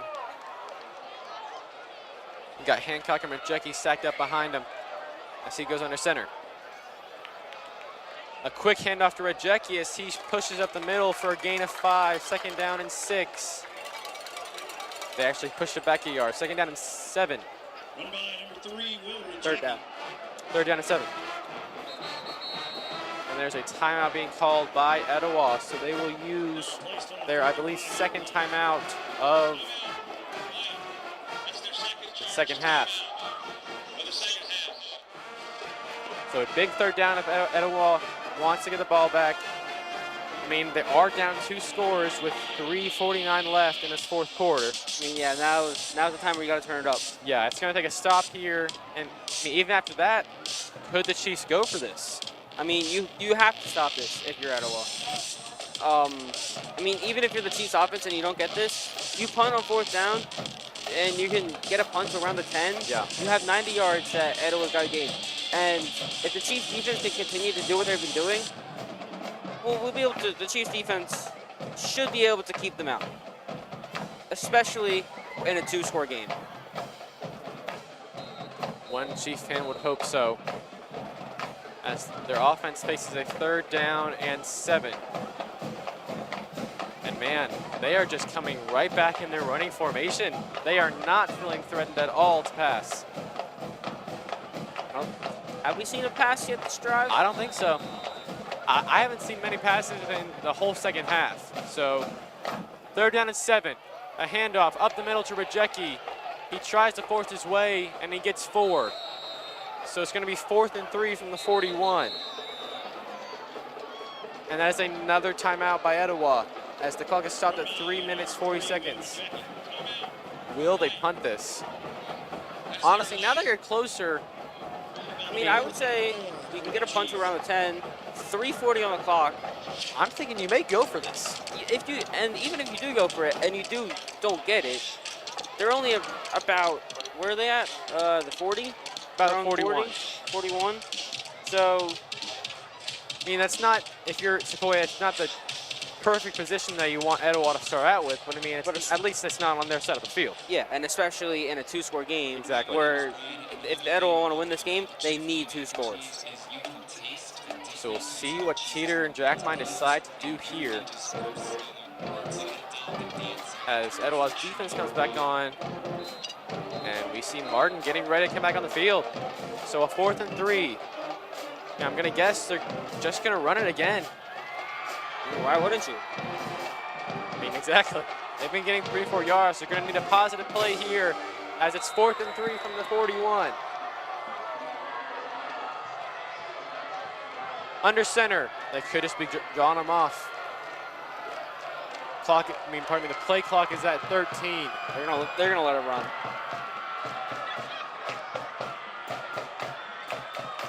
Maybe call another timeout here. And they are indeed just going to let it run. I believe they may say they delay a game. Honestly, a intelligent play. Yeah, why waste the by timeout Teeter if you're just going to punt it? Exactly right. So we will see Drew Harmon attempt to punt this as far as he can without going in the end zone. That'll be the 3rd flag of the quarter for the Chiefs. They started off with 3, then kept it clean, and the 2nd and 3rd, and now I've ended up with 3 again in the 4th quarter. The clock was running when it was not supposed to be, so it has reset back to 3:40.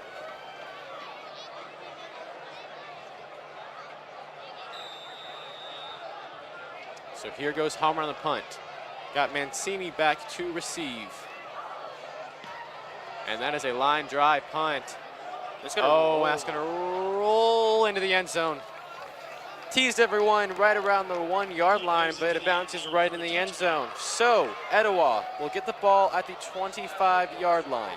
They're down 9 with 3:32 left. I mean, they're going to have to get down the field fast. Are we thinking onside kick, or are we thinking? I think you have to go for an onside kick. Yeah, they actually have no timeouts left. So yeah. I mean, so if they want 2 scores, I think that the Chiefs defense can just continue to run the ball if they get it back, and they haven't given up a fumble game. I can say that. True. But first task at hand for the Eagles, they have to get some points on the board. Regardless if it's a field goal or touchdown, they needed something to make it a 1-score game. As Ogundele's just away from Mahoney. That's a pass on the run. A beautiful passing catch. This one to Ashton Martin. His first reception of the evening. So that's a 1st down conversion. I don't think it is. I think they called it. I think they called it a call out of bounds. You're right. I'm gonna guess that he caught it. Well, I'm not gonna guess. I'm gonna know that he caught it out of bounds. I'm not exactly sure what is happening. The medical staff is running over. It looks like somebody's injured. It looks like somebody's injured. Not sure who it is. I'm not sure if it's a football player.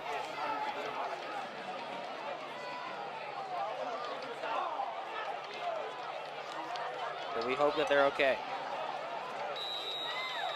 I think someone may have tried to jump over a fence. It is a football player from Sequoia. Oh, it is. But okay, here goes Mahoney, and he gets dragged down by Matthew Matz. He has had a fantastic game, along with the entirety of the Sequoia defensive line, as there's a flag thrown at the very end of that play.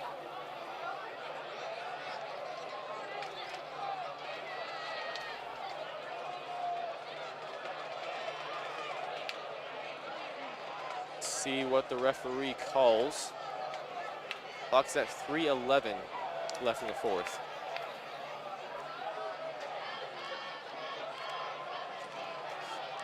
It is a Chiefs player that went down earlier.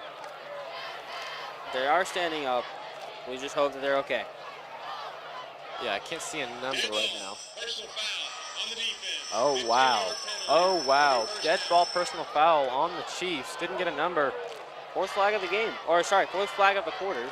Yeah. 4 flags in the fourth quarter. And that is just giving Etowah more and more chances to try to get back in this one. Bunch of 4s.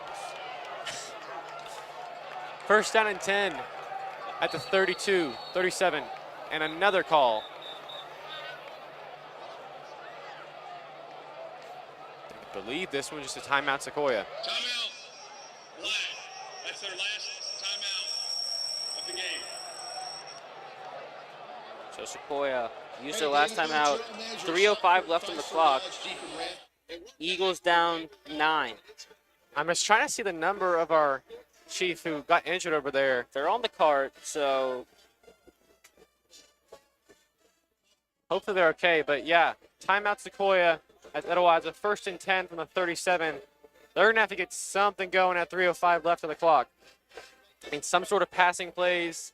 I mean, all that really relates back to they're going to have to get an onside kick along with that too. yeah, you need 2 scores, and I mean, you don't even need 2 touchdowns. Yeah. You can. You can win on a field goal if you have to. In pregame, the Etowah kicker was kicking for 40s, 45s.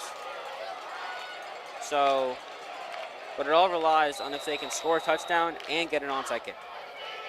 So here we go. 1st down and 10. Mahoney has 5 receivers out there. Zablotny is pressuring, forcing him out, but he is just scrambling. Goodness, he is shifty as Ogundele is on the chase. Finally pushes him out, but not after getting enough for the first. And there's Mahomes IQ. And as I was expecting, that is Tyler Bell, who was the injured Chief on the other sideline. He has been carted over back to the Chiefs sideline. Hopefully he is A-okay. He is sitting on the bench right now. So 1st down and 10 now for Mahoney. Clock is at 2:53. It's not moving right now. Yeah, what a run from Mahoney. I mean, has 2 people pressuring him. He gets out of there and gets a 1st down. An insane amount of talent. The pressure is coming. Mahoney passes across the field. No one's there. Miscommunication. Seemed like Tyson Lewis didn't think it was for him. It's going to be 2nd down and 10. Bring up 2nd down and 10 for the Eagles. I mean, Benji Smith just able to kind of block it, make sure he can't go backwards. And he'll be able to prevent that pass. Now it's 2nd and 10, as you said. Yeah, right on the 50-yard line. 2:47 clock stopped. As Mahoney is alone in the pocket. 5 receivers out there trying to get something going. As Zablotny is continuing to blitz. Can they finally get him down? He just throws it away, and he finds Mancini. And he shifts for about an extra 2 yards after the catch. Oh, what a throw. Just what a play. I mean, defense was doing everything they could. They were blitzing Mahoney. Secondary was covering for as long as they can. Just one missed assignment. 3rd and 5 now. More pressure. Zablotny continuing to find Mahoney, but it doesn't matter. Malone Pesquera is caught. Catches the ball for a gain of about 15. Clock ticking. Clock's at 2:18. 1st down and 10 at the 32 for Etowah. More pressure. And Zablotny's there. They can't get him. And they finally bring him down. It takes an army, but they do it. Max Ogundele. And that's Santana. Patterson, Santana, Ogundele. Yeah, Tyler Patterson gets back there too. Matthew Matz as well. 2nd down and now infinity. The whole line got involved in that one. I believe maybe about 2nd down and 21 or 20. 18. He just launched it up to Mancini and it's intercepted. And it's intercepted by Cameron Walker, and that should seal the deal for the Chiefs. What a kickoff right there. Mahoney was trying to get something going. He launched it up to his highest highest catching receiver, and man, he just didn't even look at Cameron Walker. And Cameron Walker gets the spike on the bench. What is a new Sequoia tradition? And I love that tradition, yeah. I mean, you see UGA does it. Yeah. And man, clock is now at 1:34 as the Chiefs are looking to end this one. Etowah has 0 timeouts. So they're just going to take the knee. And they do. Man, what a game this has been. I mean, again, props to the Sequoia defense. Especially with that pick from Cameron Walker at the end of it. To just shut down any hope that Etowah had of winning this game. And pretty much tucked it in a bottle and said, good night.